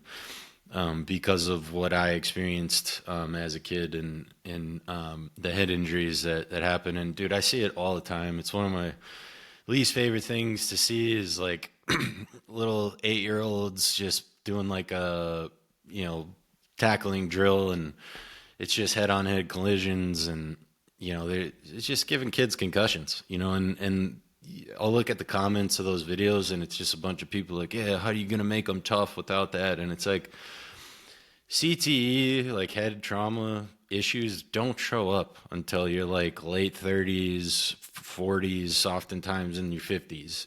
So it's like we're damaging these kids' heads, but they have fresh brains that can take this damage, and you're not going to see those results until they're fucking adults. But it's like, what the fuck is the point of that? And it's like, well, you need to like play the sport to get better at the sport. And like, I would make the argument against that as kids. I think as kids, the most important thing you need is like to be a high level athlete in any sport is to develop your proprioception. So like how your body moves in space, and your hand eye or foot eye coordination. So how you control your hands, catching, throwing, whatever it is, basketball, rebounding, baseball, catching, throwing, hitting with the bat, softball, like female sports, soccer, foot-eye coordination, all these things. And all of those two very important skills are like the number one correlation to a successful athlete later in life, I believe. And this idea that like you need to like hit people your entire life to be good at hitting, it's like I don't agree with that. Like I think when you reach, this is what I'm saying, dude. Like this is such like a rabbit hole conversation for me. Like something I'm passionate about, because I think there is this like, I think it should be illegal to have kids playing contact sports because they don't have the bodies to be able to handle contact. Like they're underdeveloped. And why I say 16 is kind of when puberty has been hitting for a few years. The body is able, it's like when if you're lifting, like you start to put on some weight, you start to build some muscle mass. So at 16, I can train my kid, and they won't just be able to jump into football. They won't just be able to jump into rugby.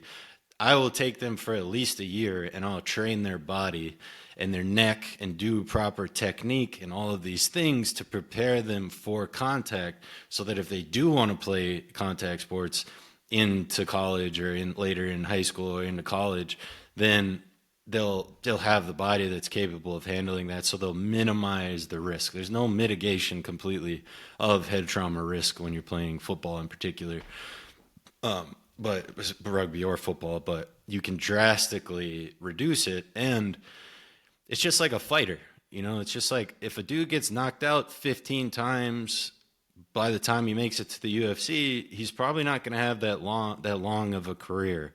Whereas versus a guy, same body type, same athletic ability, if you take two guys and one guy's been knocked out 15 times and the other guy's been knocked out 3 times, that dude that's only been knocked out 3 times is going to have a longer career as an adult. So it's like, why risk all of that with these kids? And, there's a lot of arguments, man. I can just hear the dads, I can hear the football coaches just like tightening their buttholes about this whole conversation. And like, yeah, I challenge you to, figure it out. Yeah, there's a lot I want to ask you, and because you touch on kind of a lot of different things. So the first thing is you'll allow your kids to play sports, but not contact sports until they're 16 because of the risk of like CTE, head injuries, all that stuff. So that's some of the negative things. What are as a kid, what would you think? What would you say is the positive out of playing sports?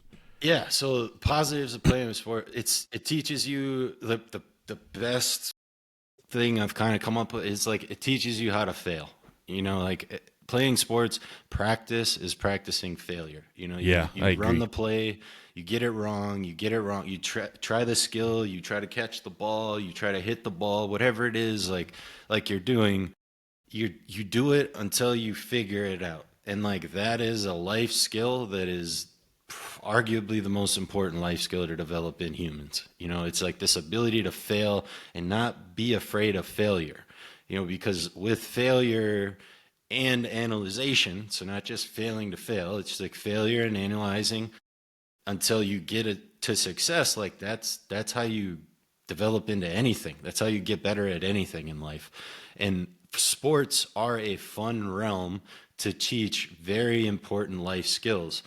But I think there's a big miss with a lot of coaches and a lot of, especially youth environment. Okay, don't skip ahead. Sorry. I was gonna get into that. Go too. ahead. Yeah. So important life skills. So yeah, the reason I want my kids to play sports right away is because they're going to be developing life skills that will be able to help them in high school, in their careers, and whatever. And and some of the, like, there's all kinds of teamwork. You're learning how to communicate with different cultures and backgrounds, and you're taking information in, you're processing, you're then expressing yourself individually, based on that information you take in. All of these things are like so valuable the older and older that you get. And yeah, I think sports are one of the greatest developmental tools to create healthier, successful kids and adults. Like 100%, undeniable. I will agree with all of that. I'll add on to just the camaraderie, the friendships, the people you get to meet, the different. I mean, I remember playing. I didn't play the sports as much as you did, but I did play. One team I played on was inner city, and it was my buddy and myself. We're the only two white kids on the team. So back then, I didn't even. The crazy thing is, it didn't even register to me. That's teaches. What was that? 6th or 7th grade, maybe? I can't remember. But anyways, like that, it's just, and that got me, a lot of different relationships, kids I knew then through high school that you could just, oh, we didn't go to the same middle school, but then we met in high school. We're like, oh yeah, shit, I remember playing with you. Just made that easier too. I think that's important. One of the other questions I'll add, or statements I'd like to say too, is if you'd ask me the question, if I would let my kids play sports, I'd say yes. The contact, you got me convinced. However, if they loved football and that was their like passion, it'd be tough for me to deny that. At a younger age, yes, for sure. I'm not going to let them play. I don't think I would let them play until maybe middle school, but high school, for sure, I would let them play if they wanted to play. That's my personal things. But this gets me to the next point I was going to make and bring up. Coaches, I would have them go with you, and you would teach them how to tackle properly, which isn't a thing either. And the NFL, I think football is the greatest sport ever that ever existed. It's my own personal opinion. But the NFL is ruining football in many ways. Just going overseas, like, it's an American sport. I think it should stay in America. I don't give a shit about fucking Brazil and Ireland and all this bullshit. Whatever, they're just trying to make money. It's ruining the sport, and just there's a ton of things I could go on about, but that leads me to coaches, because coaches, that's another huge thing. We got 8.1 million coaches. That's like that's a coach, per 2 kids, which is good. But coaches and coaching properly is very important, because the coaches, you said this, I think maybe in our podcast, but you said it all the time, like, they have huge effects on these kids' lives. I would have been probably more into sports if I had one. I had one good coach I can remember, Pearl Park. I think his name was Dana. I can't remember his last name, but that was one coach that stood out to me. All the rest of my coaches I had, even in baseball, I had a couple other good coaches I really appreciated. And baseball was more fun to me because I could fuck off more than football. Mm-hmm. So I wound up loving baseball more. But I guarantee you, if I had the right football coach, things would have been different. But that's an excuse too. I also needed other things to happen. But coaching, one of the biggest, most important thing, I think. And there's a lot of coaches that fuck up everything. I hate the fact that we just, I don't know, it could be way better in my opinion, but it's tough. I mean, the same thing. You got guys working all day, and then they have this other job. But if you're super passionate about it, like, you don't mind working extra after. There's guys out there. You probably see it. Maybe we just missed out on a lot of it. I don't know about you. You probably had better coaches than I did, but yeah, not really. Yeah. it's a few, it's few and far between. It's just like teachers, I think we mentioned last, like everyone remembers their good coaches and everyone remembers their good teachers. And that's the True. reason is because they were teaching you more than just the curriculum. They were teaching you more than just the sport. They were teaching you something that resonated with you, or they made you feel seen. They made you feel heard. Yeah. They made you feel understood. And that's like the role that coaches play in kids' lives isn't emphasized enough in our country in particular. I don't know about other countries, whatever, but because we're so sports driven, we're so metric driven as like a sports culture. So it becomes about the wins, it becomes about the touchdowns, it becomes about the goals, the batting averages, the da da da da da, all that, and all of that is important because it's important to keep stats. It's important to see progress, see where you're faulting. It tells you a lot about your life, another important life skill to be developed. But it's like the most important thing is to do what I was trying to do, which is like emphasize to these kids, hey, like you guys like to play this sport, but guess what? Like you're also learning, like obviously there's different ways to pitch it, but like you're also learning valuable life skills that are going to serve you whether you play in college or not. Like it's going to help you in any career that you choose. Most employers, most people that hire people, we will tell you if you ask them, we love athletes. And that is because of all of the things that we've already listed. Like it teaches you so many life skills. But I think a big disconnect that happens in this country is like we don't emphasize to coaches the importance of their role, because you might be the only positive adult figure that kid has met up to that point and might meet from that point on. So it's like the gravity, I know it's like, it's intimidating. And if you told a lot of coaches that, they would probably second guess like being coaches because of that. Like it's a responsibility that you're taking on when you're stepping into a leadership role into a bunch of kids' lives, and you're telling them and trying to teach them how to be better. And it's like, obviously you're trying to teach them how to be better at the sport, but in actuality, you're just helping them be better as a person. Like, and yeah, I think that goes, like coaches go underappreciated. I think that is part of it, but it's like, yeah, it's challenging yourself to do better than the generation before you. Don't just fucking coach the same way you were coached. There is so much fucking information about tackling out there. Go fucking talk to any rugby team in your fucking country, in your city. There is a rugby team in every city. There is a person on that rugby team that could come and would volunteer their time if a football coach showed up to any of their practices and just asked, hey, could you guys come and show our kids how to tackle and properly? So then they're protecting their heads. Like that's the beautiful part of rugby. And that's like where, yeah, the helmet and shoulder pads and football, like, yeah, dude, we could do a whole podcast on football, because we're obviously, football was my first love, dude. I loved football more than anything. I loved baseball a lot, but like football was always above. And then I found rugby, and I had kind of shitty football coach, and that like made me kind of fall out of love with the sport. And then I had a good football coach my senior year of high school, fell back in love with the sport, and I fucking died. Like I had a great season, and I got recruited, and I went to college to play football, but I fell out of love with it because of this like weird, coaching. Yeah, it's on me, but like, yeah, there's a weird thing with coaching that like you guys need to understand the importance of your role, and I think it goes underappreciated. I agree. I mean, it's too much to say about this shit. I feel like I am doing not a good job of like. No, you are. This could be. Stop just thinking about that. Yeah, all right. That's all right. not the truth.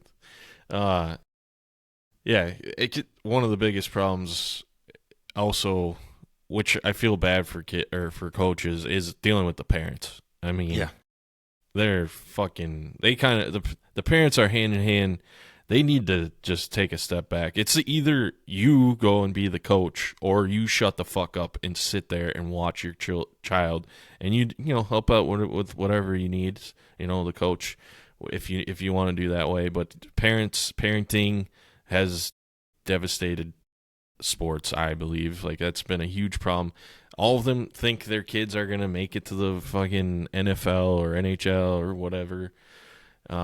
There's a shocking truth out there. Pulled the numbers for that. Yeah.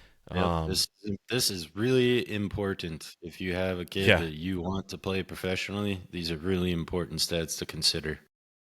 Yes. Only about 2% of high school athletes play at the NCAA level. I mean, that's a very small number. And then even fewer, less than 1% go pro. Oh, calm down over there, fucking parent McGee fucking screaming at their coach or at the refs or any of that shit. Like, the odds of your kid going pro are, it's like winning the lottery almost, basically. But it's crazy. I don't understand that factor.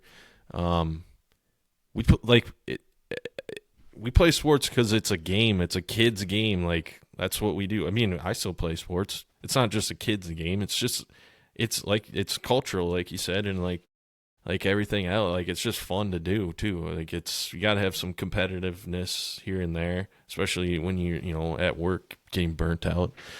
It's nice to get out. It's very important. Where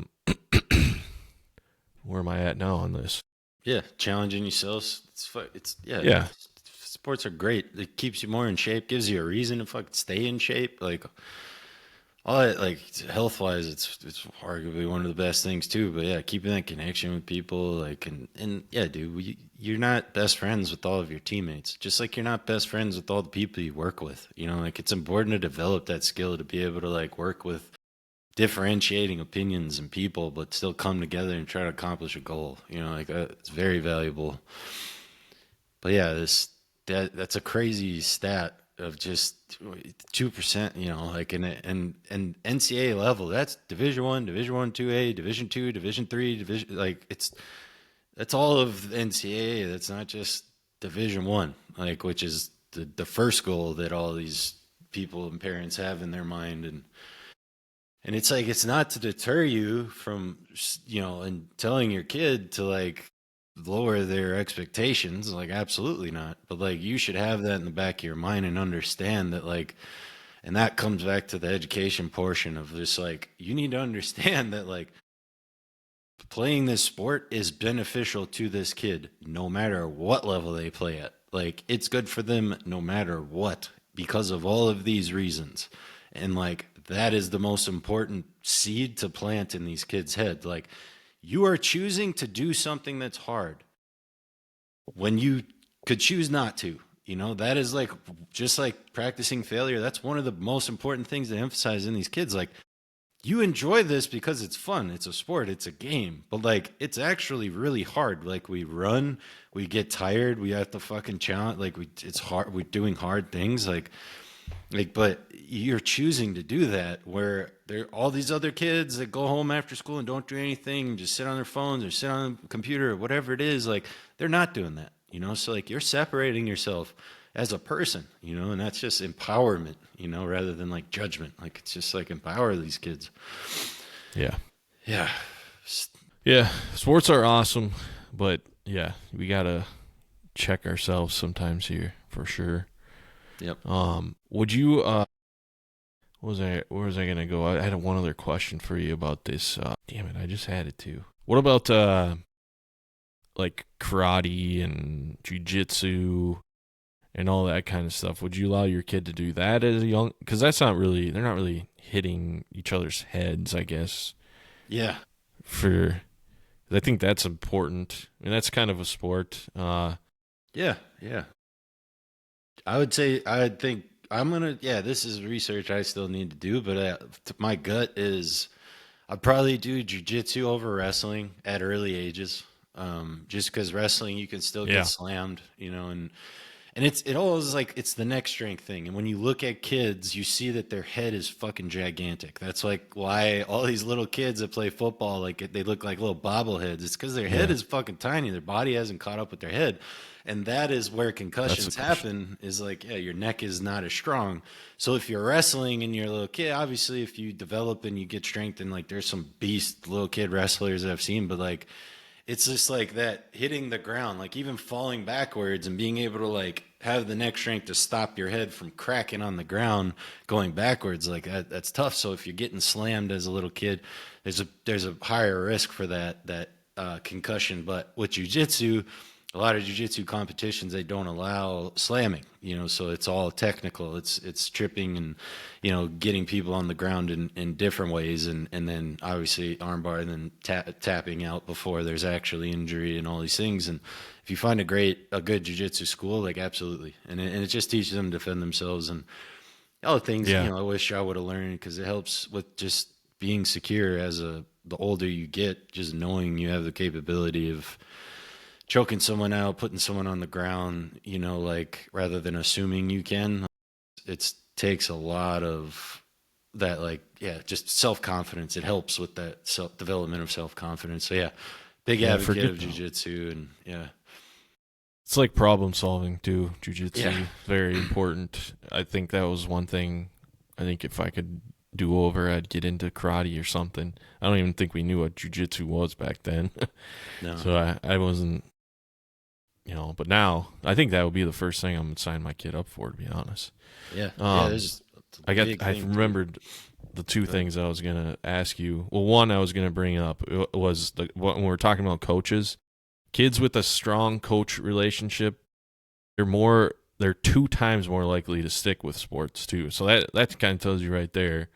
Yep. The better the coach, longer they're gonna stick in there. And then also I was gonna ask you, you see that right above it, like specialization, because I don't really care. Whatever my child really wants to play, I'm obviously gonna bring up everything except for soccer. I'm just kidding. He'll probably end up playing soccer and loving it, whatever, and I'll sit there and have to suffer. But what about you? Are you more specialization or allow them to play every sport? 100% specialization, or opposite. Yeah, 100% against specialization. And it just, think of it like a funnel. Like the older they get, the more specialized they're going to naturally get. They're going to pick what sports they love. But at early ages, throw them into everything. Have them try everything, because you never know. But like I mentioned at the beginning, every sport is developing that proprioception and hand-eye/foot-eye coordination, which is kind of bucketed in proprioception, I think. I don't know. Fuck. It's just a fancy word, but it means understanding your body in space, and just being athletic, having athleticism. All that can be developed in any fucking sport, and different sports are challenging different things. Baseball is a lot more hand-eye coordination, hitting a ball that's moving with the bat, like that's different than catching a football, or kicking a soccer ball or heading a soccer ball, like is different than going up and catching a rebound in basketball, and shooting a basketball is way different than throwing a baseball, but you're kind of developing like these well-rounded skills of understanding like how to jump, how to move side to side, how to read reactions and things like that. And and that is what will serve you later on. And that's my argument against contact sports early on. It's like, as long as you're playing sports and you're developing that proprioception and developing your body and your skills, tennis, left and right, like you're getting great dynamic footwork and like all these things, like to pick a fucking sport and you're working on different skills, but they're kind of all in the same realm.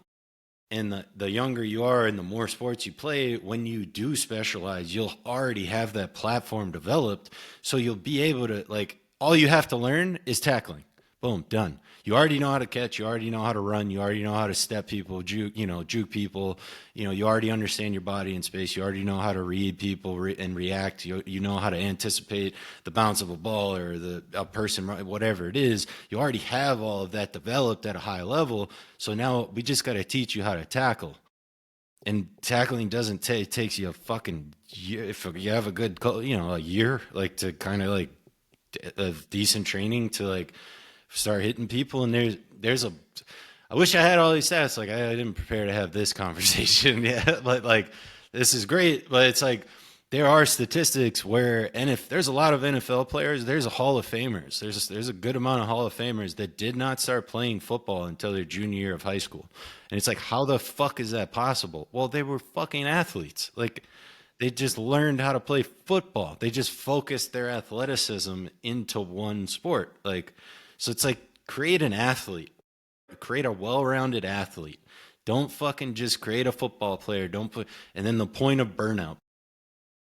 Yeah. Yeah, if a kid is, and that's the problem. Like this shit with like, they got the leagues in the summer, the leagues in the winter, the leagues in the spring, the leagues in the like fuck in the fall. The fuck, it's like it's gonna get fucking boring, dude. Like as a kid, like you want to change it up, you know, like you want to like learn Yeah. new things and try new things. Like even if they don't think they want it, it's like you got to know as a parent, like the stats are out there. Like specialization does nothing because it's yeah. And another stat of recruiting in college that goes right into this: most college recruiters for college sports will look at multi-sport athletes over single sport athletes 100%. If it's the same kid, one kid played basketball, wrestling, football, baseball, and one kid just played football, that kid that did the four sports is going to get way more of a look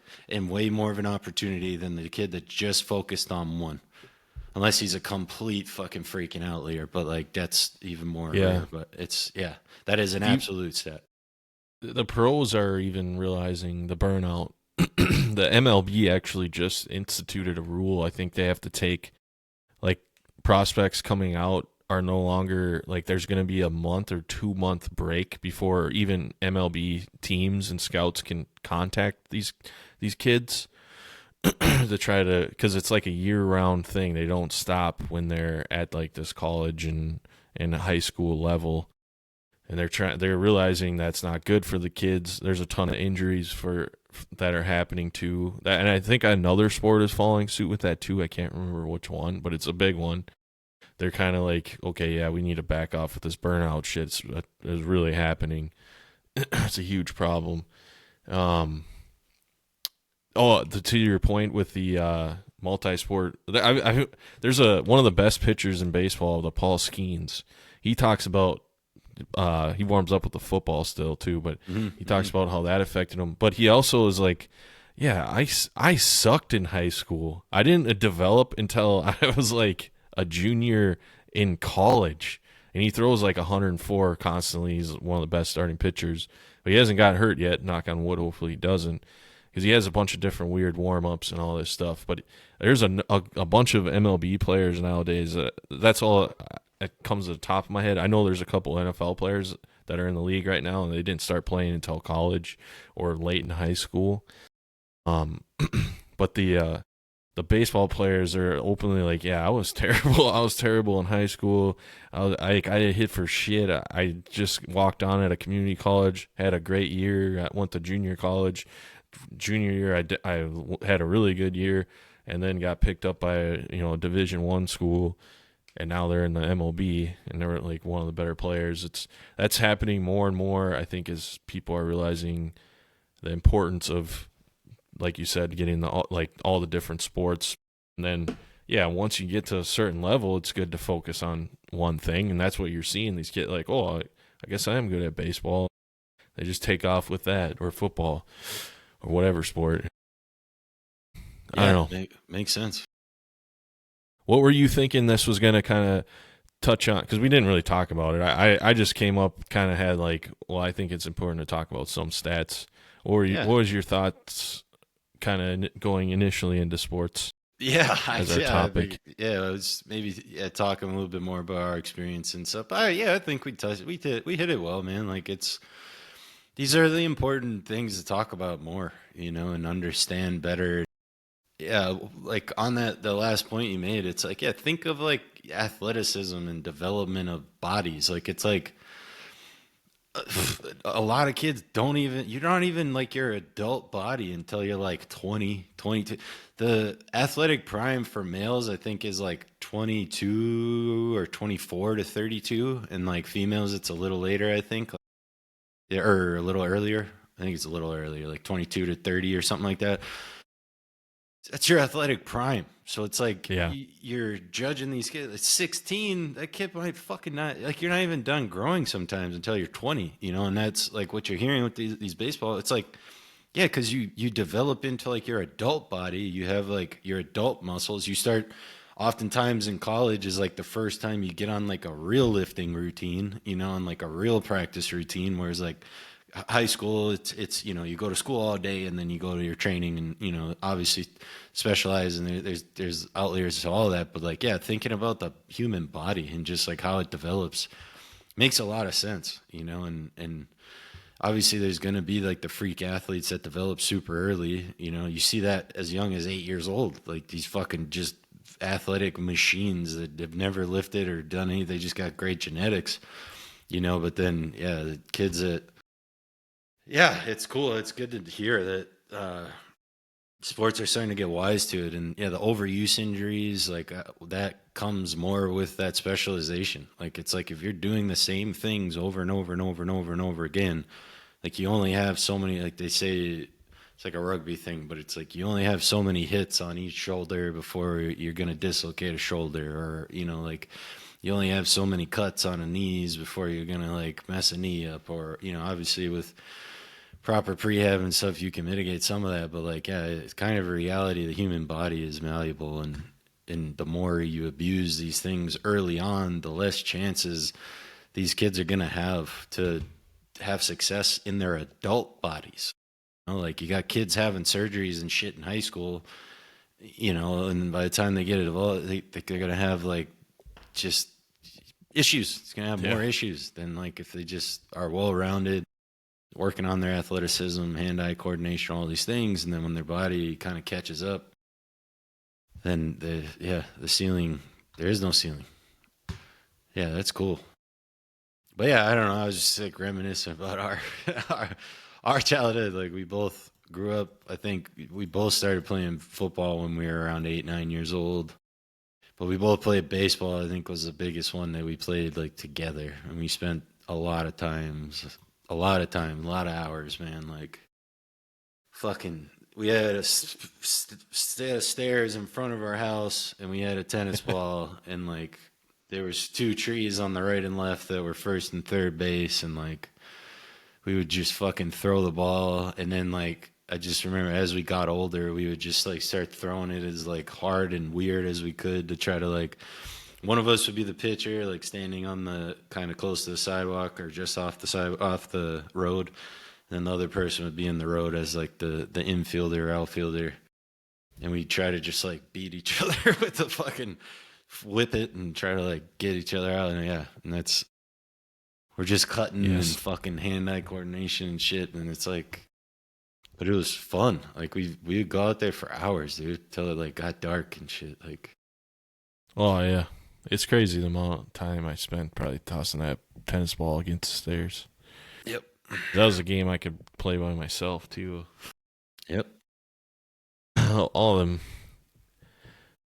them. Smear the queer up the hill there. That was a good one. Yep. I'm surprised we didn't get hurt more often. Resilient bodies, man. Yeah. I got fucking hurt all the time. Oh, that probably makes sense. It's often the youngest, often the smallest. Yeah, there was all kinds of games we played though. Yeah. Yeah. There's like even having the neighborhood rivals, you know, playing against the other kids here and there, trying to beat them. Basketball, fuck man, we played a lot of basketball. It sucks that all of us sucked at basketball. Yep. Not one of us was good. Yep, I don't think any of us played basketball. Actually, like we just played basketball. It was a big summertime. Yeah, we wake up, we'd all meet out, play fucking whatever it was until we were exhausted, go eat, and then we'd like play video games or something the rest of the day. Or that was like most summer days. We just like decided. Yeah. It was crazy. Like, how did we decide that? Did we just wake up on the day? I don't remember that because I was always young, so I never really picked. I think it was honestly whatever we convince you could convince you to do. Uh-oh. Oh, yep. It's a sign, dude. Every time we get around the 2-hour mark, something Yep. weird happens. Yep. I think it's a sign. Telling us to shut up. Yeah. But it's yeah, I think it was whatever we can convince our brothers to do at that time, or Chris. Like whatever we could get Chris to do. That's what we would do that day. That's fair. Yeah. That's Yeah, fair. I think we had a basketball hoop for a while until one of your buddies broke it or something, Yep, jumping off the dumbass. truck and slam dunking. We were dumb. It was so funny when it happened. Yeah. I bet. I would have dying. It was one of the moments of like we all experience as kids where you're like, oh no, like you just know you're gonna get yelled at. Like, Yep. you know you're gonna get your ass chewed when dad finds out. Yeah, fucking. Cause I was doing it and I was doing it like kind of athletic. Like I could jump off dad's like plow truck or work truck. And I could dunk and like I could land safely and stuff. So then he wanted to do it. And I like I like put out like sheets of fucking styrofoam, like nothing that was soft. Like it was like Yeah. just like 17 layers of just like the hard styrofoam. Like that's gonna do something. And he got up there and he like dunked it and just like his feet like swung out and he's like grabbed the rim, swung out, and it broke like right here and just like fucking dropped on his back and like he was hurt, but he just like got up and I was like, oh, you can't be hurt, dude. I was like, you can't be hurt. It is crazy how we used to get yelled at by our next door neighbor Terry for sure for hitting his house every once in a while and then fucking up his grass. Yep. And then other neighbors, other houses throughout the neighborhood, we'd play on the front of the McCabe's house there. Yep. They would get pissed. Yeah, we played in like 3 front yards that were not very big. I'm trying to think destroyed the grass. There's just fucking dirt. Oh. All those houses either have fences or like rock garden fucking things in the middle of them now because they got sick of it. We were the pioneers of the neighborhood. I guess I'm surprised they didn't fucking. I don't know, man. We got away with a lot because even thinking of as us adults, like Jesus, shut the fuck up. Yeah. But then again, it's like maybe we'd think different. Like they're kids, they're having a good time, whatever, blah blah blah. Yeah. But we didn't do other stupid shit like as you know, like we were trying to rob them or like break anything on purpose. It's just If I would be like, yeah, fuck yeah, dude. Like these kids are toughening up, they're working out, they're fucking, like it's like I'm not gonna stop that. Oh yeah, I remember tackling kids into the gutters and shit in people's houses, fucking stepping on those. And then Terry's neighbor there, because they had a basketball hoop, and they never parked their car in the driveway too. So we always had an opening there usually, or Chris's place, but then his parents would park car. Dad's was always parking cars and shit. We'd rarely have openness there. But our other neighbor, dude, their garage door was fucking smashed in so bad. It was so bad. Yeah, they all had kids that were older than me, so yeah, I was like the one kid. The only other kid that was my age was Chris's sister, I think, but she might have been a year older. But I never talked to her. And then I had a group of friends that I don't even know if you remember them. Remember the White House down there? Yep.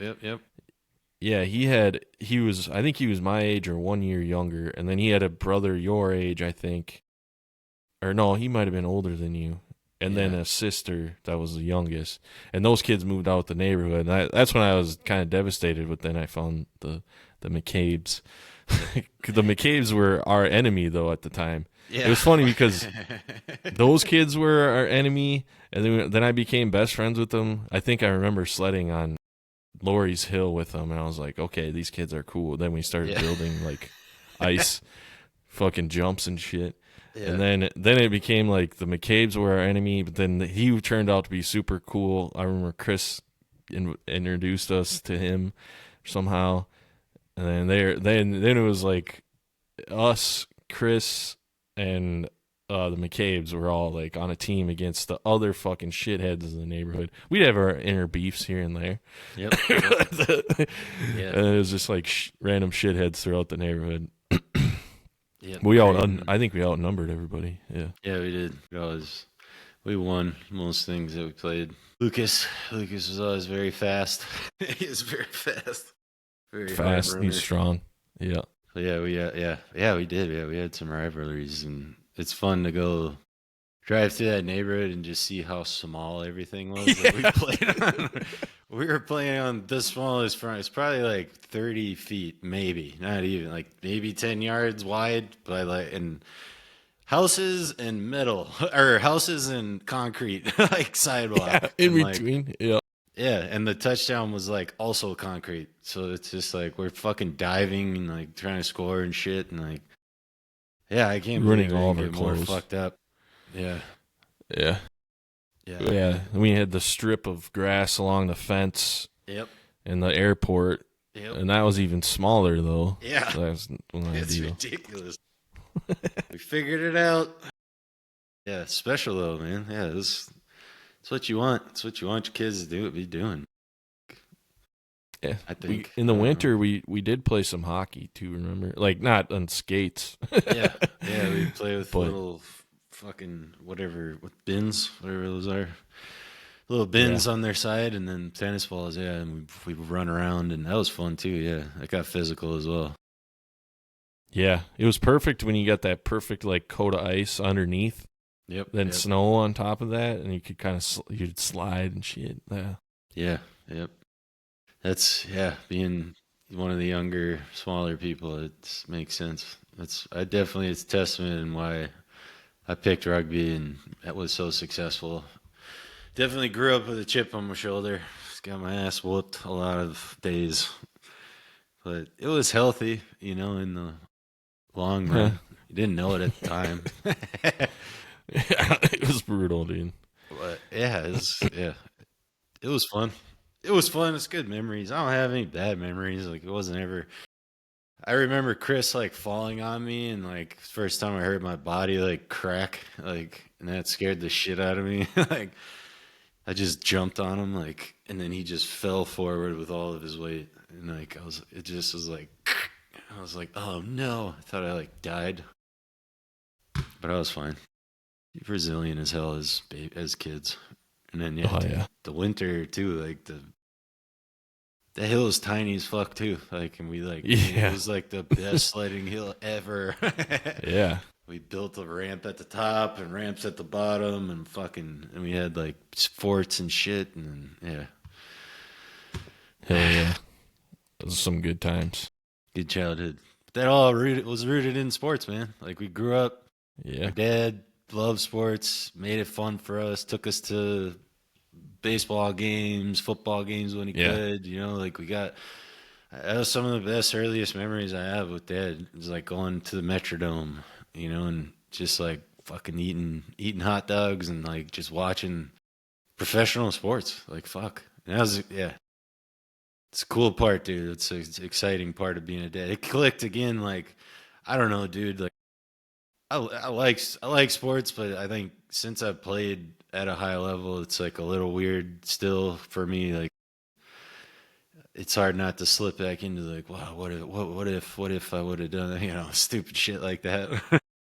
But yeah, going to baseball games recently, and it clicked in my head because I saw like all the dads and moms with their kids, and I was like, and the kids are just fucking like so excited, dude. They got like the shit all over their face from whatever food they're eating, and they got like the foam finger or whatever, and they're just like so excited, and they don't even understand, like, and it's like, dude, like, that's the coolest part of all of this, is like, you get to plant those seeds, and the kids are there. It's like, you could be one of them people, I'm sure Dad did that shit all the time. Like, oh yeah, you could do that, you could be that. Yeah, so yeah, special, good thing all around, but good coaches understand, like, your role as a coach, all those things are important. I think we hit on a lot of really important things, it's, yeah, I agree.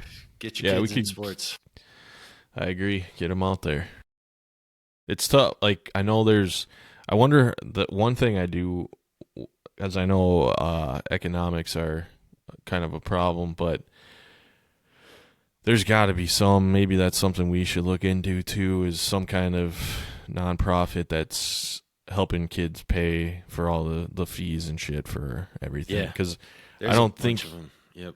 yeah, I think if you go there and say you want to sign up, you should be able to sign up, especially if it's a public park. Like, that's who we played with, up until school. Even school, like, this is my problem. Like, this goes back to the funding thing too. Like, they're so mismanaged shit. You shouldn't have to pay to play a fucking sport. Yeah. Yep. It's not that fucking hard to figure. It's not that hard at all. You can get coaches to volunteer. Good ones will do it for free, I guarantee you. Yeah. And it's just the fees are for equipment, I guess, But football, I mean, we use reused fucking football equipment. You can do that for every sport, really. Dude, Whatever. there's all kinds of. This could be going.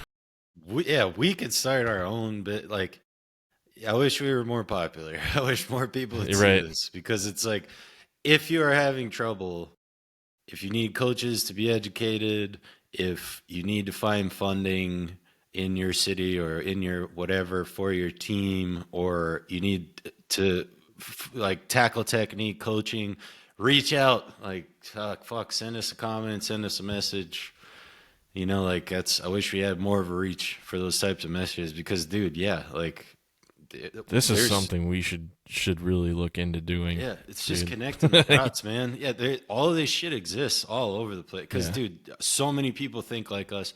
So many former, especially professional athletes, like they have the funny, or they have the name or whatever. And yeah, man, like it was something. Yeah, like I tried to do 10 plus years ago with like coaching tackle technique, like going to football places and coaching tackle technique. I just never followed through properly and all that stuff. But yeah, man, like would love the coaching education, put together a presentation tailored to whatever sport it is, emphasize, have a lot more in-depth and detailed just reasoning, and emphasize the importance of the role that these coaches are playing in these kids' lives. What's the most important things to emphasize? All of these things. But yeah, finding funding, I think, is very doable as well. It's because it's just reaching out. It's just reaching out, and we have technology now. It's there should be something that a name that like, oh, I can't afford this for my kid. Oh, go to this company and they'll pay for you, whatever. Or we be proactive with it, and we say, oh, what's the league fee this year for baseball and 10 to 12-year-olds? Oh, here you go. Now whoever signs up doesn't have to pay. Stuff like that we should talk more about. But all right, we're going too long again. We could keep going and probably another 2 hours on shit. Yep. Passionate. I feel good. Yeah, it's a very important topic. It's one of my passions still, for sure. So, and I know it's something you're very passionate about and still are in doing. So I see you didn't add a quote. No, man, I saw yours. I like that. Yeah, I'm Christian. I don't care. Whatever. I read the Bible. One of my favorite parts of the Bible is Proverbs. I think it's very there's a ton of great quotes. I think almost every verse of that is super, like, it just gets me pumped up. Probably the most quoted part of the Bible, I would say. Yeah. You always hear Proverbs. For a reason, though. It's like, oh, shit. Some stuff you're like, oh, fuck. Damn. Yeah. This is a good one, I would say. The wicked flee when no one pursues, but the righteous are bold as a lion. I think that's Proverbs 28:1. I think that's something we're doing kind of right now, is like, we wanted to do this podcast. We have a disclaimer because we are afraid to, like, what could happen. We're still I'm going to say whatever I want to say. I'm kind of done. If I get fired, I get fired. I'll just find a new job, whatever. But it's not like we're saying anything controversial. Yeah. I mean, I don't think so. I mean, some people might get butthurt, but I think the world's changing. That's a good quote to live by, too. Yeah, if you I get think. butthurt, it's a good sign to fucking look into why. Why? Yeah. You know, because it just most likely means you're being challenged, you know, and like you don't have to change your mind every time you challenge, but like you should definitely challenge yourself, you know, in different ways. And yeah, man, I like that a lot. Yeah. The wicked flee when no one pursues, but the righteous are bold as a lion. Yeah, like it's kind of running away. Yeah, like we were afraid. We did a podcast before, and like we didn't talk about. We weren't ourselves, you know. Like we were kind of like filtering a lot of what we think and believe, and now we're like, you know, you kind of We filter gotta. just like yeah, knowing people might listen to it. Like you talk a little different, but it's not. This is kind of how we talk. Like we catch up on the week, like, and now we're like, you know, you had the idea to pick a topic and research a little bit and be. I wish I was a little more prepared for this one, just like more definitive. But that's the point. Is like we're trying to learn and challenge ourselves to be better and challenge our ideas and yeah, be unafraid to be bold, you know, in who we are and be okay with not everyone agreeing with that, you know, and but also being malleable, you know, like we're seeking growth, you know, like that's why we talk, you know, that's why we communicate. It's never really just to talk, you know, we always talk about what we're struggling with or what we've struggled with or what's going on in our lives, how we could be better. You give me ideas to think about different, or you just say what I already know or have thought about, but it's just like different when you hear someone else say it, you know, or something my wife says, like she always gets pissed. She's like, well, I've been saying that to you. And it's like, yeah, but it's just, I don't know. Like so yeah, man, I think it's special, dude. Yeah, it's special. It's important to challenge yourself and always seek to learn, you know, like we're just seeking, trying to learn, man. We're trying to challenge ourselves to learn and grow. And we're not perfect. Fuck. That's why we have a disclaimer. Like, but it's also just who we are. Like I still have a fuckload of work to do and you do too, and I think that's the point, is like we always will, you know, but if you choose to believe you don't, that's where yeah, you're kind of being a bitch. Like it's, yeah, challenge yourself to grow, man. Challenge yourself to grow. I like it. Well, we'll see you next week. We don't have a topic in mind yet, so if you have one, post it in the comments. 3 people that watch this. Yeah. Try to get this. I got to update my credit card still in the old YouTube thing, but we'll get that figured out.